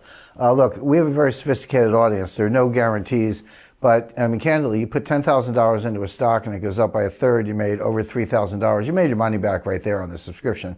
That's all it takes. And we already had 2 of our picks go up by those amounts in a couple weeks. So, again, no guarantees. The audience understands that, but that's why this is such a great bargain. And we're only doing it until tomorrow night. You know, we're doing this live broadcast. We're going to make it available for people on the East Coast of the U.S. So we're broadcasting. We started obviously at 7 p.m. Eastern Standard Time. For those readers, excuse me, who are on the West Coast, we're going to rebroadcast this once, but that's really it. This offer is only available for 24 hours. And I think it would be a pretty good offer if we kept the normal price of $3,000 and then doubled the term of the subscription to 2 years and gave you double the gold. I think that would be a pretty good deal as is, doubling the amount we give you for the same price. But we're not just doing that. We're doubling the amount we give you and we're chopping the price by more than half. So you're getting 2 years, 2 gold coins, double the delivery, but then cut the price. Yeah, double the years, double the gold, cut the price by more than half. But again, if we did that for a while, we'd swell our ranks to an untenable position. Our gold stocks could pop quick. We don't want that. Limited, right? So we're limiting this till tomorrow night. We're pretty confident that we can keep our ranks in check by then. So tomorrow night, you're not going to see this offer. You're going to see, frankly, a worse offer. So if you want to take action, please click the button on your screen now or call the number. It's 1-866-361-7662. The phones are off the hooks, so if you get a busy signal, stick with them. Most of the calls, because I'm talking to them on Instant Messenger right now, I have my laptop on my lap, right? And they're telling me most of the calls are about the G-Series gold coins, a lot of questions about them. Yes, we're going to send you them for free. Yes, it's a gold coin, real gold. But call them up if you don't believe us. Ask some questions about it. The number is 1-866-361-7662. I want to talk about another reader question that we have coming in, Jim and Goldfinger. Goldfinger, I want to start with you. The reader asks if the paper market can be used to suppress the gold spike. If I can kind of assume what he's asking a little bit, I think what he's saying is, okay, we've got this gold spike because of this physical supply crunch and this demand spike that you see on a first-hand basis in the gold market. We get that dynamic, that fundamental dynamic. But could the paper market, could institutions that are putting out all of the paper contracts on top of a very small amount of physical gold, could they tampen down this dynamic that you've described? Yeah, I think they can, and they have. The history is that's exactly what's happened in the past. However, what I think is that if, put it this way, India, China, and the West so far have never been aligned all in the same direction. If you recall, it was only when the U.S. or I should say the West started selling off its gold that China really stepped into that gap and started buying aggressively. So if we see a dynamic where India, China, and the West are all buying at the same time, it could create a pretty serious short squeeze on the physical supply. And what comes down to is that if savvy traders realize that that's what's happening, they might start standing for delivery. If they start standing for delivery and you've got a situation like, just take one exchange, I think COMEX is over talked about, but that's the one that a lot of people know about. If 3% of the contracts out there stood for delivery, it would end up in a default. Can we put that chart back up too, Jim? I want you to weigh in on this. Can we put that chart back up, please, of the gold off the shelves? Because I think that illustrates the stark contrast between the paper market and the physical market. You know, Peter, it's a great question. I spent a lot of time researching this, done a lot of financial history, a lot of statistics. This is in my book, The New Case for Gold, by the way, but I've also talked about it elsewhere. The answer is manipulation can work in the short run, and it always fails in the long run. And there's a lot of history to back that up. So from 1950 to about 1975, the West were acquiring gold. Beginning in the late 70s and throughout the 80s, 90s, and early 2000s, the West was dumping gold. But when the West was acquiring gold in the 50s and 60s and early 70s, China was not in the game. China wasn't a buyer. China was in turmoil. They had the communist revolution, the cultural revolution, the one disaster after another under Mao Zedong. They weren't in the game. So you had the West buying for a while. Then the West started dumping. Now, there was a major manipulation in the late 60s called the London Gold Pool, led by the United States, but it included Germany, France, and others. And the price of gold was going up, but they wanted to keep it down because they were still on the gold standard at the time. So they started buying gold to prop up the price, selling gold if they had to, but they ended up, everybody was selling them gold. They were having to buy more and more gold. Then it flipped around where they were being drained. Fort Knox was being drained. Richard Nixon closed the gold window. So they were trying to manipulate the market. It broke down. The price of gold exploded from $35 an ounce in August 1971 to $800 an ounce in January 1980. But even in the late 70s, the United States and the IMF, just those two players, engaged in a separate gold manipulation. In 1970, the United States had 9,000 tons. In 1980, we had 8,000 tons. Those 1,000 tons that it went down from 9,000 to 8,000 tons, the U.S. dumped that in the market. There was secret correspondence between the Chancellor of Germany, President Ford, Henry Kissinger, and Arthur Burns, who was the chairman of the Federal Reserve at the time. A lot of that, pardon me, a lot of that secret correspondence has been declassified. I found some of it in the Ford Library in my research for my last book, The Death of Money. But basically, and we got the IMF, because we really control the IMF. We got the IMF to dump 700 tons. We dumped 1,000 tons, 1,700 tons dumped on the market. It didn't work. Again, the price of gold spiked. So the U.S. got out of the game. What we had in 1980 is about what we have today, a little over 8,000 tons. But what did we do? We got our friends to dump their gold. UK between 1999 and 2002. Switzerland in the early 2000s. France was a seller in the late 90s and the early 2000s. By 2010, all the central banks stopped gold. They just stopped selling. So the manipulation of the early 70s failed. The manipulation of the late 70s failed. The manipulation in the late 90s, early 2000s failed. Right now, there's some paper manipulation going on. By the way, they're not manipulating with gold anymore. They're out of gold, or at least they're hanging on to what they've got. They're not selling any more gold. They are manipulating it in the paper market, but the history is these always fail. This one's going to fail too. And what's different is exactly what Goldfinger said. So we had Western buyers in the 60s and 70s. We had no Asian buyers at the time. When the Asian buyers came on stream, the Westerners were selling. So that kind of balanced things out a little bit. But now for the first time, we may have West and East buying at the same time. There's not enough gold to go around. This new manipulation is going to fail, and the price is going to skyrocket. You can see it coming. These questions coming in are so awesome. You know, we've flown a bunch of. It's I'm so disoriented. We're kind of. Well, it's 2 in the morning. It's 2:17 a.m. Yeah. Look, we've flown all this way. We spent over $100,000. These questions are awesome. I want to keep this going as long as we can. Get to as many questions as possible. Goldfinger, we have got another great one coming in right now. This is a common one. You know, FDR is known to have confiscated Americans' gold. A lot of readers are concerned that that could happen again. You have a global perspective, but if you can just focus on the U.S., is that likely? Is that possible? I'm not going to say it's impossible. I mean, history shows that obviously that they've done it before. I don't know how likely it is, and I'm not really comfortable fixing a probability to it. What I would say about that, though, is that if you have the means to diversify internationally, I would definitely suggest that you do that.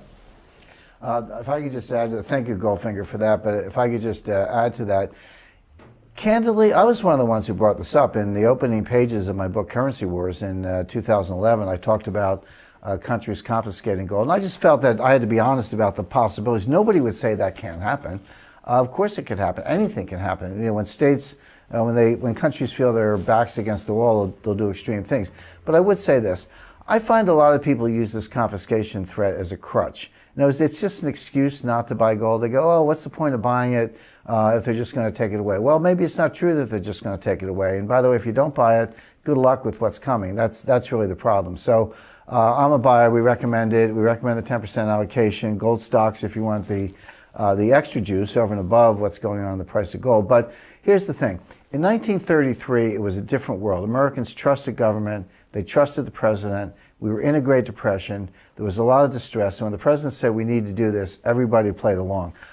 I'm just not sure that would be true today. I certainly don't encourage, I'm a lawyer in addition to being an economist, I don't encourage any kind of civil disobedience.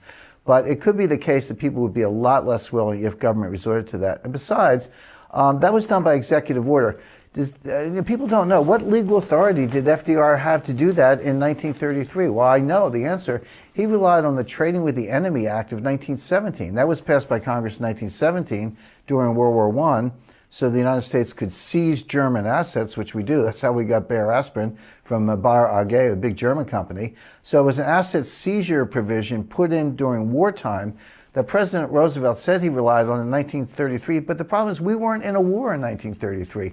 I don't know who the enemy was. It must have been the American people. So it was very thin legislative authority, if any, for what he did. It could have been contested in court. In fact, he got the Congress to pass a law later on that ratified it, basically said it was legal retroactively. But if you had to go to Congress for that law today, I don't think Congress would pass it. So maybe the president, any president, could stand up there and give an executive order, but it would be the difference between now and 1933. Number one, it would be contested in court. Number two, a judge might issue an injunction against it. Number three, Congress might refuse to ratify it. And maybe Congress would even pass a resolution saying the president's out of bounds. So I don't think it would happen the same way. And even if it did, I'm not sure people would be quite as acquiescent then. So is it possible? Of course it's possible. I would never say that can't happen. But the fact is, I think the odds of it are much lower. And I do find that people kind of use it as a crutch. And to me, it's not something you should lean on. You should get your gold. Dan Bloom, if I'm pronouncing your name incorrectly, I really do apologize, says, I got in late, but I've already gone up 37%. She got into Rickards gold speculator. Oh, wow. Gold stuff newsletter. Good, that's great to hear. You were saying you want to be in for 2 years. Do you have to buy 2 more years on top of the 1 year I've already bought? I'm not going to give you an answer here, but call the folks over in Baltimore. The number is 1-866-361-7662. Really glad you're enjoying the service. We're glad to have you with us. We want you to stick around for a while, so please call the team. They'll be able to help. Goldfinger, you were talking about gold flowing from Switzerland to the West.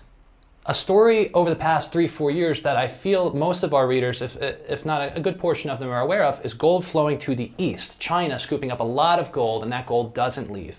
This story about gold flowing to the West is pretty new, and given central bankers disparaging gold, the poor fiscal conditions of Western developed nations, maybe it's hard for some people to believe that the West is actually buying gold. So they want you to drill down on this. Who in the West is buying gold, they're asking? Right. Almost in disbelief. Well, it's obvious. I mean, if first of all, if you just look at what's available in the public domain, there's been over $13 billion invested in gold in the first couple of quarters of the year. GLD is a really good proxy for what the West is doing, and the reason why is because it's very ubiquitous. Anybody can buy it with a couple of clicks, and it takes you 2 minutes. Their inventory has increased by 250 tons since the beginning of the year. That's a lot of gold. Mm-hmm. It's maybe a little less than 250, but it's very close to 250. And up until January 2016, here's the important thing you need to understand: is that was all selling off. There were hundreds and hundreds of tons of gold that have come out of London, come into Switzerland, got melted into kilobars, and shipped over to China, possibly not to be seen again for quite some time. And so all of that came out of London. Just in the last couple of months, something like 170 plus tons has been shipped back into London. And my personal opinion is the only reason that that's possible without much higher prices right now is because India and China have backed off. Because if China was still buying at the rate that they were buying in 2013 and 2014 and 2015, and GLD stepped into the equation and started trying to buy gold again, honestly, I don't know where that's going to come from. The only place it can come from is higher prices, because higher prices will force more gold to come for sale. Eventually, who knows how high that price has to be, but that's the only thing that can happen in my mind. And Goldfinger is exactly right. And by the way, I remember in 2013, in that frame from 2012 to 2014, GLD disgorged over 500 tons. They sold over 500 tons. Now, China was buying voraciously at the time, but there was a source of supply, which is the GLD warehouse, put out 500 tons on the market. Well, now as Goldfinger described, they're acquiring gold. China's sort of holding their breath a little bit. We think that's going to break tomorrow when the FOMC gives their press conference and their outlook, and China realizes the floor is in. They're going to come back in the market, but GLD is still buying more. As the price goes up, they're going to continue to buy more. And by the way, this is a perfect example of how Goldfinger gets his information directly from the source. How would you know this? How would you know that that's where the gold is going? Well, if you're Goldfinger and you talk to the refiners, you talk to the people who are actually making the gold and shipping it, who know who their customers are, and you have dinner or social occasion, or you're in their offices, as the case may be, that's where you hear about it. Look, I have a lot of friends in the media. I love CNBC and Fox Business and Bloomberg and all the channels I'm on. The anchors are great, and I have a lot of good friends. But I got to tell you, this is not a story I've heard reported on any of those networks, but we are getting it from Goldfinger because he talks directly to the people involved. Another reader is asking, is this deal, this offer to join Rickards Gold Speculator at such a low price, we're doubling the term, doubling the amount of physical gold we're going to send you for free, is this deal only really for active traders who monitor on a day-to-day basis, monitor their trades on a day-to-day basis, or can it work for those who are not quite as active in their frequency of trading and their time in getting in and out of the market? Well, it can definitely work for those who are less active, and that's part of the service. We not only put out a buy list, we send you a flash bulletin if we think it's time to sell. Now, that's up to you. The decision is up to you. Let's be clear. We're not money managers. You control your own money and you control your own decisions. But we put out a list of 14 stocks that we recommend. As I say, a couple of them have popped already at very large premiums, so we've added names to that, so we've updated the list. But if we think the time is set, we put out a sell alert today. If you're already a subscriber, you know that you got a sell alert today to sell one of your stocks at a profit. So yeah, it's always good to do your homework. It's always good to be aware, but this is not for day traders. If you want to be a day trader, you're probably better off doing that on your own. But this is a service where we tell you, we make recommendations to buy, but we also make recommendations to sell, and that's a valuable part of the service. Yeah, and the returns, what we have seen, I mean, they're double-digit gains in a relatively short time frame, maybe say 3 weeks. Right. But if you annualize those, they're super attractive gains, like ridiculous types of gains, like right. in the thousands of percent. But I mean, those are day trader type gains without day trader type commitments. Hey, you go up 33% in a couple of weeks, which is exactly what happened. Yeah, it sounds like hopefully a smart day trader. The truth is, most day traders lose money. Right. Yeah. But with some good advice, you can do a lot better than that. That's what we're trying to help investors do. Well, that's why we're making the offer. Again, you want to click the button on your screen or call the number. It's 1-866-361-7662. Again, this offer goes off the table tomorrow as it stands. We're doubling the amount of years of Rickards Gold Speculator. We're doubling the amount of G-Series physical gold that we're sending you free of charge. We're going to send you all through your reports. You also get a recommendation per month. So you got 24 recommendations for the next 2 years. You're also going to get portfolio updates every single week from Jim and his Harvard-trained geologist, and you're also going to get pieces of analysis every Thursday that just build on the theme. So we're over-delivering, and I think we're under-asking today because we're not only doubling the subscription term that you get, we're not only doubling the physical gold that you get, but we're chopping the price for just 1 year by more than half. So it's a complete steal. I really do hope you click your button because tomorrow it won't be around anymore. Another reader asks, I suspect that most of the gold stocks that you are recommending in Rickards Gold Speculator are only traded on the Toronto or Vancouver stock exchanges. I'll just pause. There's a two-part question. I can say, no, that's not necessarily true. A lot are, obviously, but no, not all of them. The question I want you to answer is this a real problem for those who don't have a trading account that accommodates trading on foreign stock exchanges? Well, a lot of trading accounts, we don't want to give individualized investment advice, but a lot of brokers, when they say foreign stock exchanges, you're not going to be able to trade the Mumbai Stock Exchange or necessarily the Hong Kong Stock Exchange, but most large U.S. broker-dealers, reputable broker-dealers, will permit trading on Toronto and Vancouver. So they're pretty close to home. You might have to fill out a little extra paperwork or get an extra disclosure statement online or in the mail, as the case may be, but it's pretty easy to trade those exchanges. Again, we're not talking about Buenos Aires or Venezuela or any place more exotic than that. So this is generally available through U.S. brokers.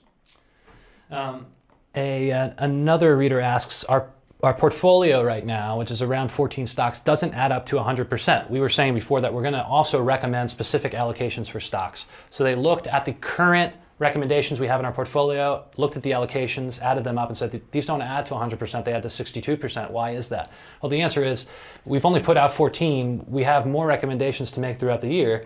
we may never get to 100%. We may sell some positions. We may buy a position. We may recommend selling half a position. Look, this is a way to profit big, but there's nothing wrong with cash. I'm also a portfolio manager, and we have a large percentage of cash in our portfolio. So it doesn't, you never want to do a trade just to do a trade. If you have a good idea, we'll put it out to the subscribers, or you'll share it with your clients, as the case may be. If you have a good idea, put it out there and act on it. But don't go allocate money just to allocate money. Don't buy stocks just to buy stocks. Only do it if you have a lot of conviction, if there's some reason to do it. And we're putting out names that we have conviction in, but if there's some gap between the full portfolio and 100%, that's okay. There's nothing wrong with cash. Cash will actually reduce the volatility of your portfolio. Everyone can sleep a little bit better at night. And it's also dry powder. When a new name comes in, if you're not fully allocated, if we're 62% allocated and a new name comes in, you got some cash that you can allocate to that new name. Mm-hmm. So it gives you flexibility, reduces volatility, so there's nothing wrong with that at all. Goldfinger, a reader is asking, how long would this gold super spike last? And let me frame it in the discussion you and Jim were having before. If the West and the East are both buying, how long does that squeeze on the physical supply of gold, which will cause a higher price of gold in your estimation, how long will that last for? That's almost impossible to say, to be honest. However, what I can say is that if that kind of thing is happening, the price will spike probably pretty high if necessary in order to bring more gold out in order to satisfy that demand. So the only thing that's going to slow that down, and this is really the big question, is how high does that price have to go in order for more gold to become available for sale? And who knows what that number is, and who knows how long that's going to take. Will there probably be some corrections along the way? Yeah, probably. But if this turns into a serious secular bull market, which my personal belief is that it can and already is starting to, there's a lot of other people in my industry who know that once a secular bull starts, and we're talking like multi-year runs here, it could go for 3, 5, 8, 10 years. That's not to say there won't be corrections along the way, but for brief periods of spikes, ultimately what's going to have to happen is the price is going to have to go up high enough to draw more gold into the market, and that really is the big question. I think a lot of the gold that was going to be available for sale has probably already come out. And that's not to say that there won't be more gold at some point based upon the price. There probably will, but the big question is, can that keep up with the demand? You got to keep in mind, again, that price action creates market action. And what a lot of people don't realize is that they looked at the most recent price of gold back in 2011, the peak, and everybody was like, oh my gosh, it was such an incredible bubble and everybody was in gold. And that's simply not true. Okay, the fact is that probably less than 2% of the investing public held gold. So what happens when more than that gets involved? I'm not really sure, but I don't think that we've gotten anywhere near what we could possibly see. I certainly agree with everything Goldfinger said, and my own target is, for reasons we've discussed, and it's included in what we send you, is $10,000 an ounce. This could take, could happen, by the way, could happen in a short period of time, but it could run for years. But I want to add something. It's a little technical. I don't mean to get too geeky, but I am an economist, so I guess I can't help myself. Normal supply and demand that we all learned about in the first week of economics course says, well, if the price goes up, there are fewer buyers, more sellers. That creates new supply to satisfy the demand, and then the price goes back down again. That it equilibrates supply and demand. So basically the price going up would bring new supply onto the market, and then that would cause the price to go back down again. But there is something called a Geffen good. And a Geffen good is one where when the price goes up, the supply actually is reduced and the demand goes up. You say, wait a second, the price is going up. Why would that cause more demand and less supply? And the answer is that people want to sort of, they understand the scarcity value and they want to own it. Like, I'm a gold investor, right? So, the price of gold goes up, that's fine. I want to buy more, because when the price of gold is going up, you say, well, gee, Jim, you bought it at a certain level, it's going up, why don't you sell? Why would you buy more when the price is going up? The answer is the price going up confirms the thesis. The price going up proves exactly what I've been talking about, which is it's going to go a lot higher. I would actually want to buy more at higher levels and not sell, because it's going to go even higher beyond that, because that dynamic feeds on itself. So gold can be a Geffen good, where actually a higher price reduces the supply. The strong hands hold on to it, they don't sell it, and more people pile in. Then you get the super spike. So this has a long way to run. And we're giving away the subscription for 2 years for that exact reason. Yeah, I remember sure. we were kind of kicking that around. A 2-year time frame is a way to capitalize on that length of the super spike. So again, it's a 24-hour offer. I'm not going to belabor it too much. Click that button, call the number. If the phones are busy, which I know they are, keep calling, because they're going to take your call, and we don't want you to miss out. There's a couple questions.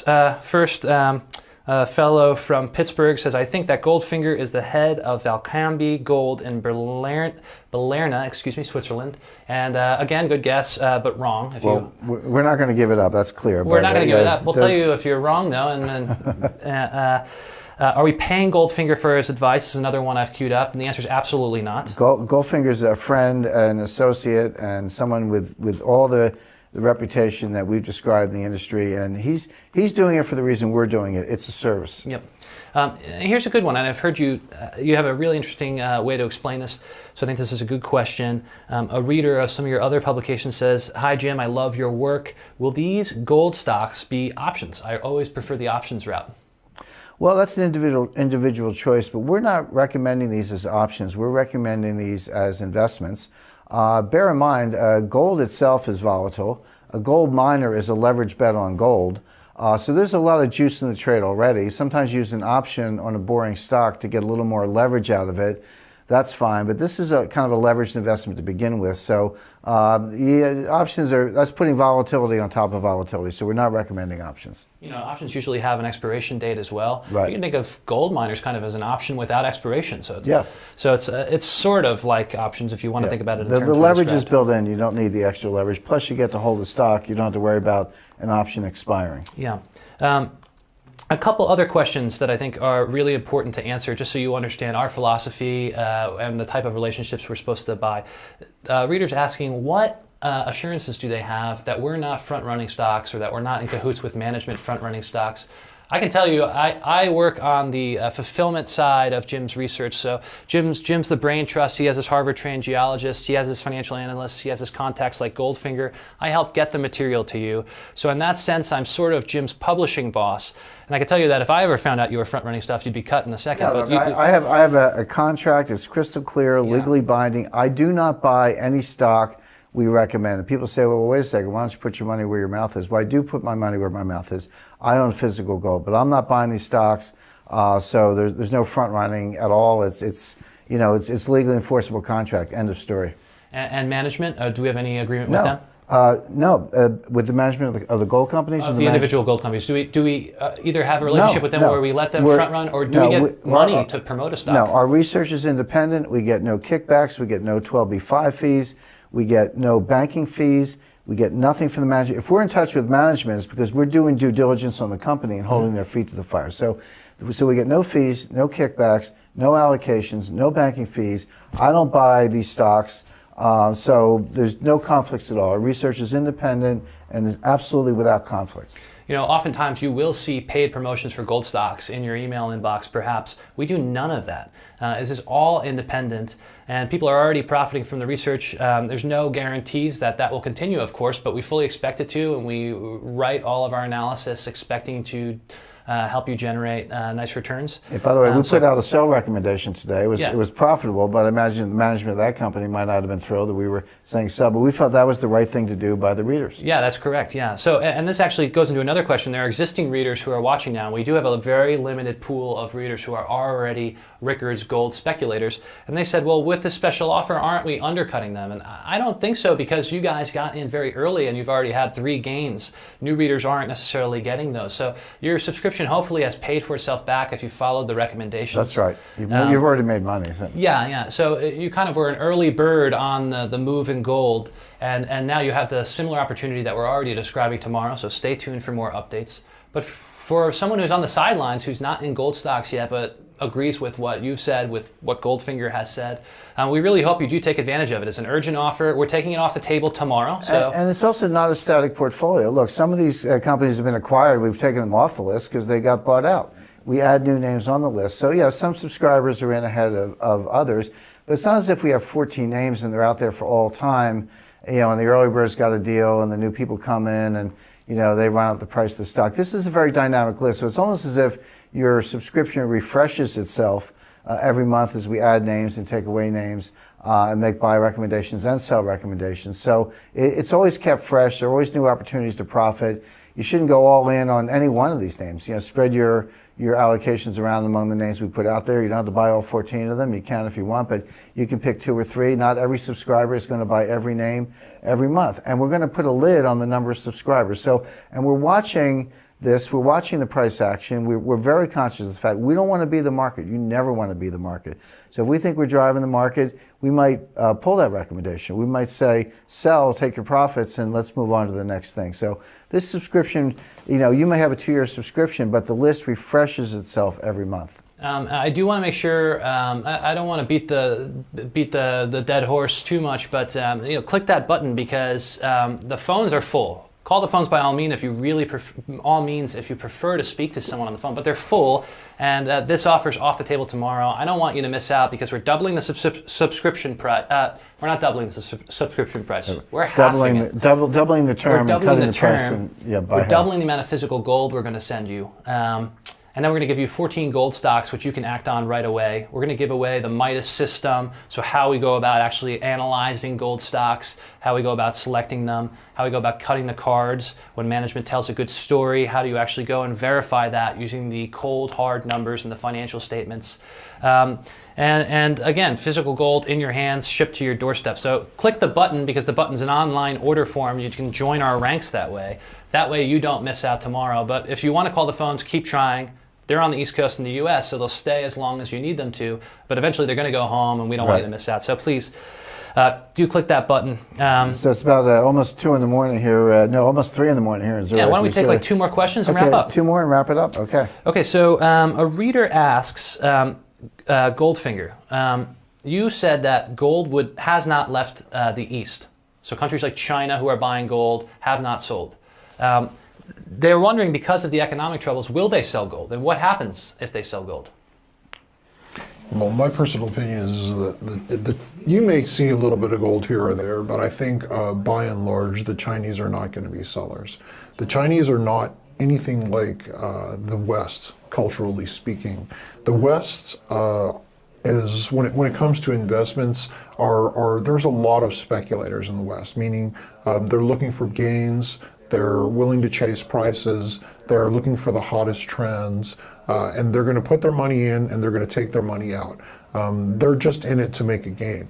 Now, the Chinese do not look at gold the same way. To the Chinese, it's a matter of wealth preservation. It's a matter of building a long-term store of wealth.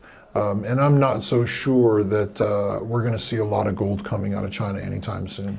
And by the way, I certainly agree with what Goldfinger said, but you know, Goldfinger, you're here with us live, so I think you can verify a story. But you told me that that one of the refiners said he's never seen a Chinese bar. Chinese have the largest gold mining output in the world. They produce 450 tons a year, and they have their own network of refineries. Now, a London seller, that gold will come to Switzerland, get re-refined and sent to China. But the Chinese gold, they have their own refineries. They put their own stamps on it, so you know a Chinese bar when you see it. And we've heard refiners tell us they've never seen a Chinese bar. So there's some evidence right there that they're not sellers. That's a fact. And it's a very interesting point you bring up, Jim, because it just speaks to how much demand for physical gold the Chinese really have.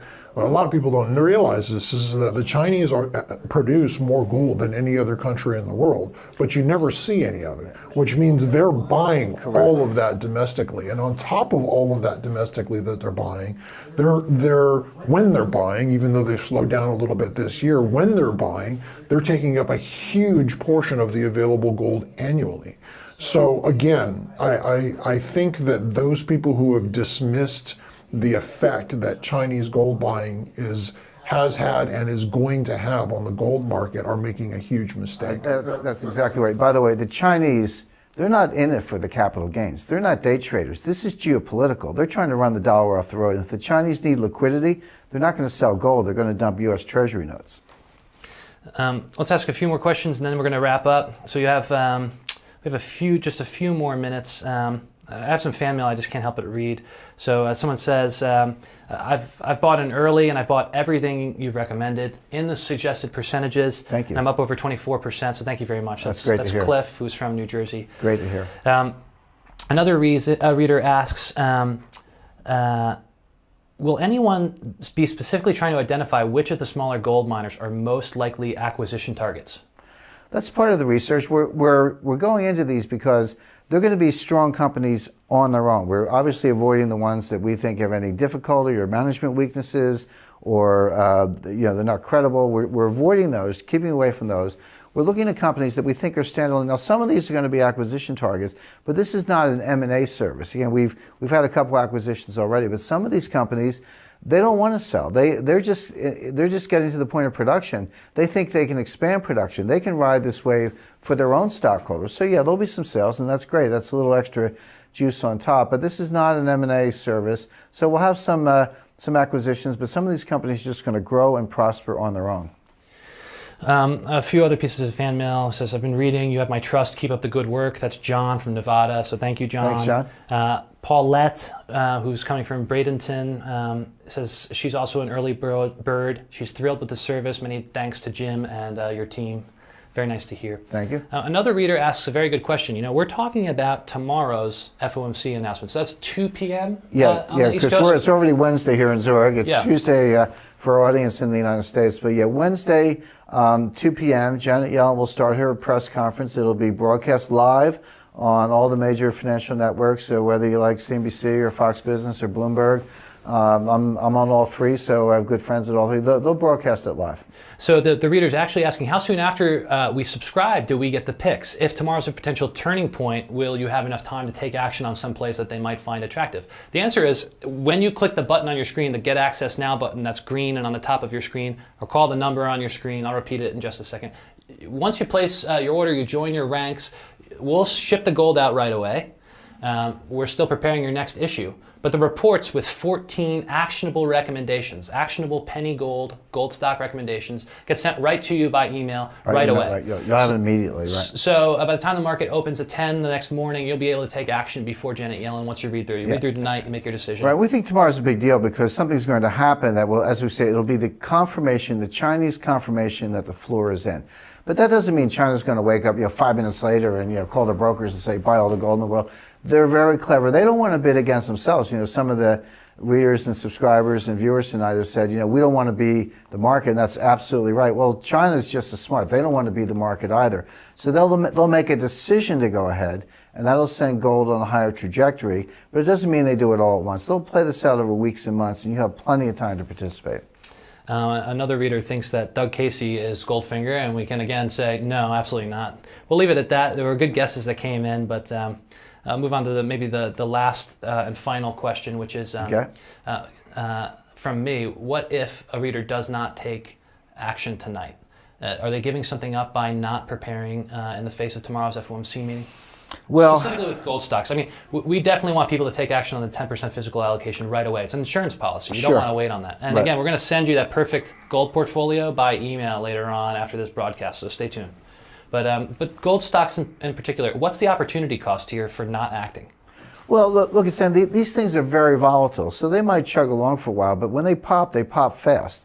Particularly the acquisition candidates, that premium's like overnight, so it can go up. The ones that we had that were up 33%, that happened overnight. That happened in one day because an offer was made by a credible buyer, and so the stock immediately adjusts. So those opportunities are gone once that happens. But we don't think that the bigger opportunity, I mean, we've been talking about a 3-year, 5-year, 10-year secular bull market. So this is going to go on for quite a while. So we're not saying if you don't do this by tomorrow, you've lost out for all time. But we are saying that tomorrow could be a big day. I mean, gold, gold went from that sort of 1050 level to the 1290 level over a period of months. It backed off down to around 1205 or so. It never got to 1200. Maybe, I don't know, it might have been 1199 for a heartbeat. But it went back up. But it went from 1200 to 1289 in the blink of an eye. That happened literally in a matter of days. So that confirmed a bottom, at least a temporary bottom. And the point is, it went up faster the second time than it did the first time.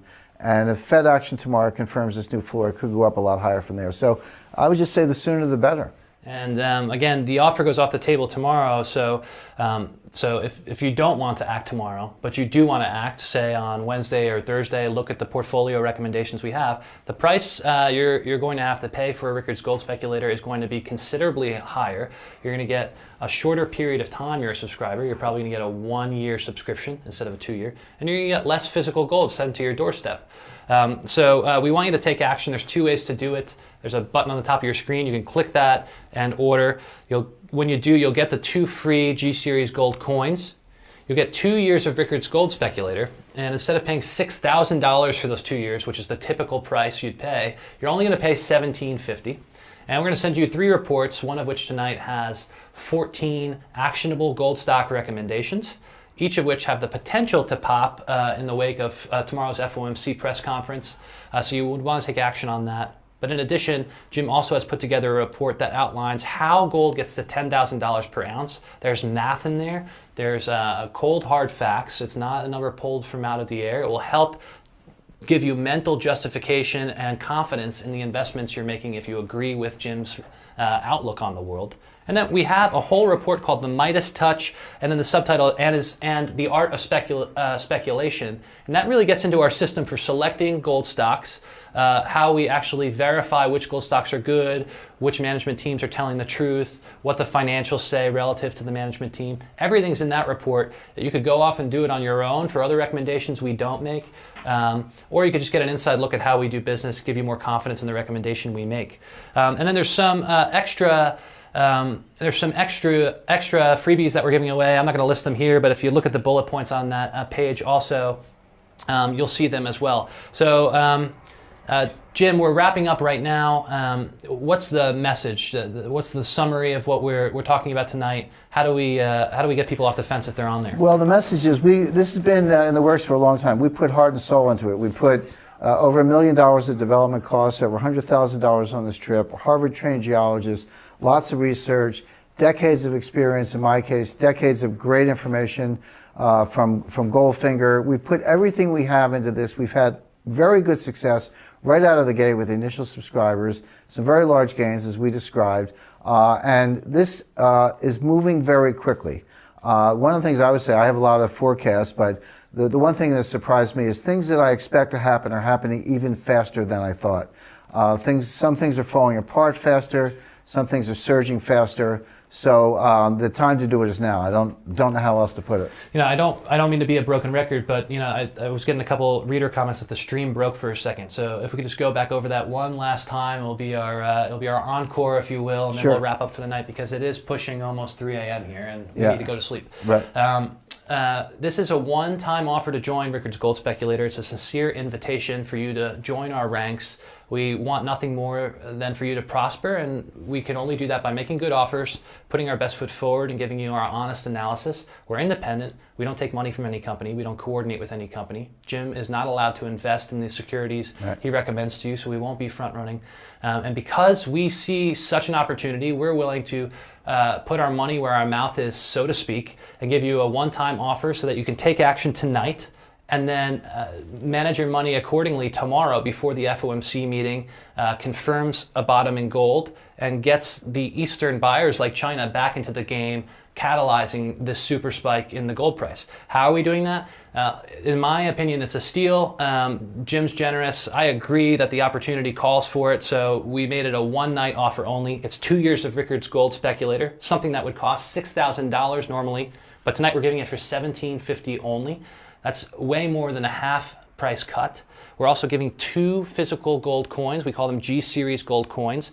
These are not just hold in your hand physical gold. They're not gold plated. They're not gold colored coins or some kind of novelty coin. They are real gold, from the U.S. Mint, solid gold coins. And I also think they're good spending gold coins, which something like an American Eagle isn't or an American Buffalo isn't. We'll send them straight to your doorstep when we hear from you, as well as the 3 free reports, one of which includes 14 gold stocks that you can invest in right away if you so choose.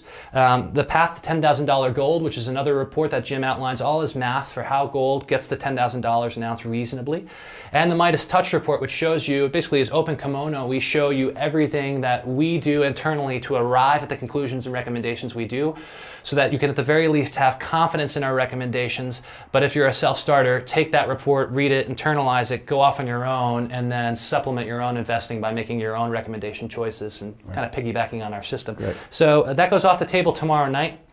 There are 2 ways to take action right now if you don't want to lose out on that. And one is clicking on the button on the top of your screen. It says Get Access Now. It's big and green. The other way is to call our team in Baltimore. And the phones are busy, so you can keep trying. But if the clock is ticking and you feel like you might not get in on the special offer and you don't want to miss it, click the button and use the online order form. But try the team by all means. The number is 1-866-361-7662. That's 1-866-361-7662. And just because we're doing this encore, repeating it because the streaming broke, just give the summary one last time and let's wrap it up and say goodnight and thank you. Yeah, look, these things, when they take a long time to turn, but when it moves quickly. The one thing I would say in a lot of my forecasting is things are actually happening faster than I expected. Some bad things are happening, sadly, but the price of gold is responding to that. We have the catalyst, we have the timeline, we have the target, but it's happening even faster than we thought. So the time to do it is now. Well, we thank you very much for joining us. Goldfinger, Thank you, thank you for joining us. Thank you. And we hope you take action. We'll speak with you soon. Thanks very much. Good night.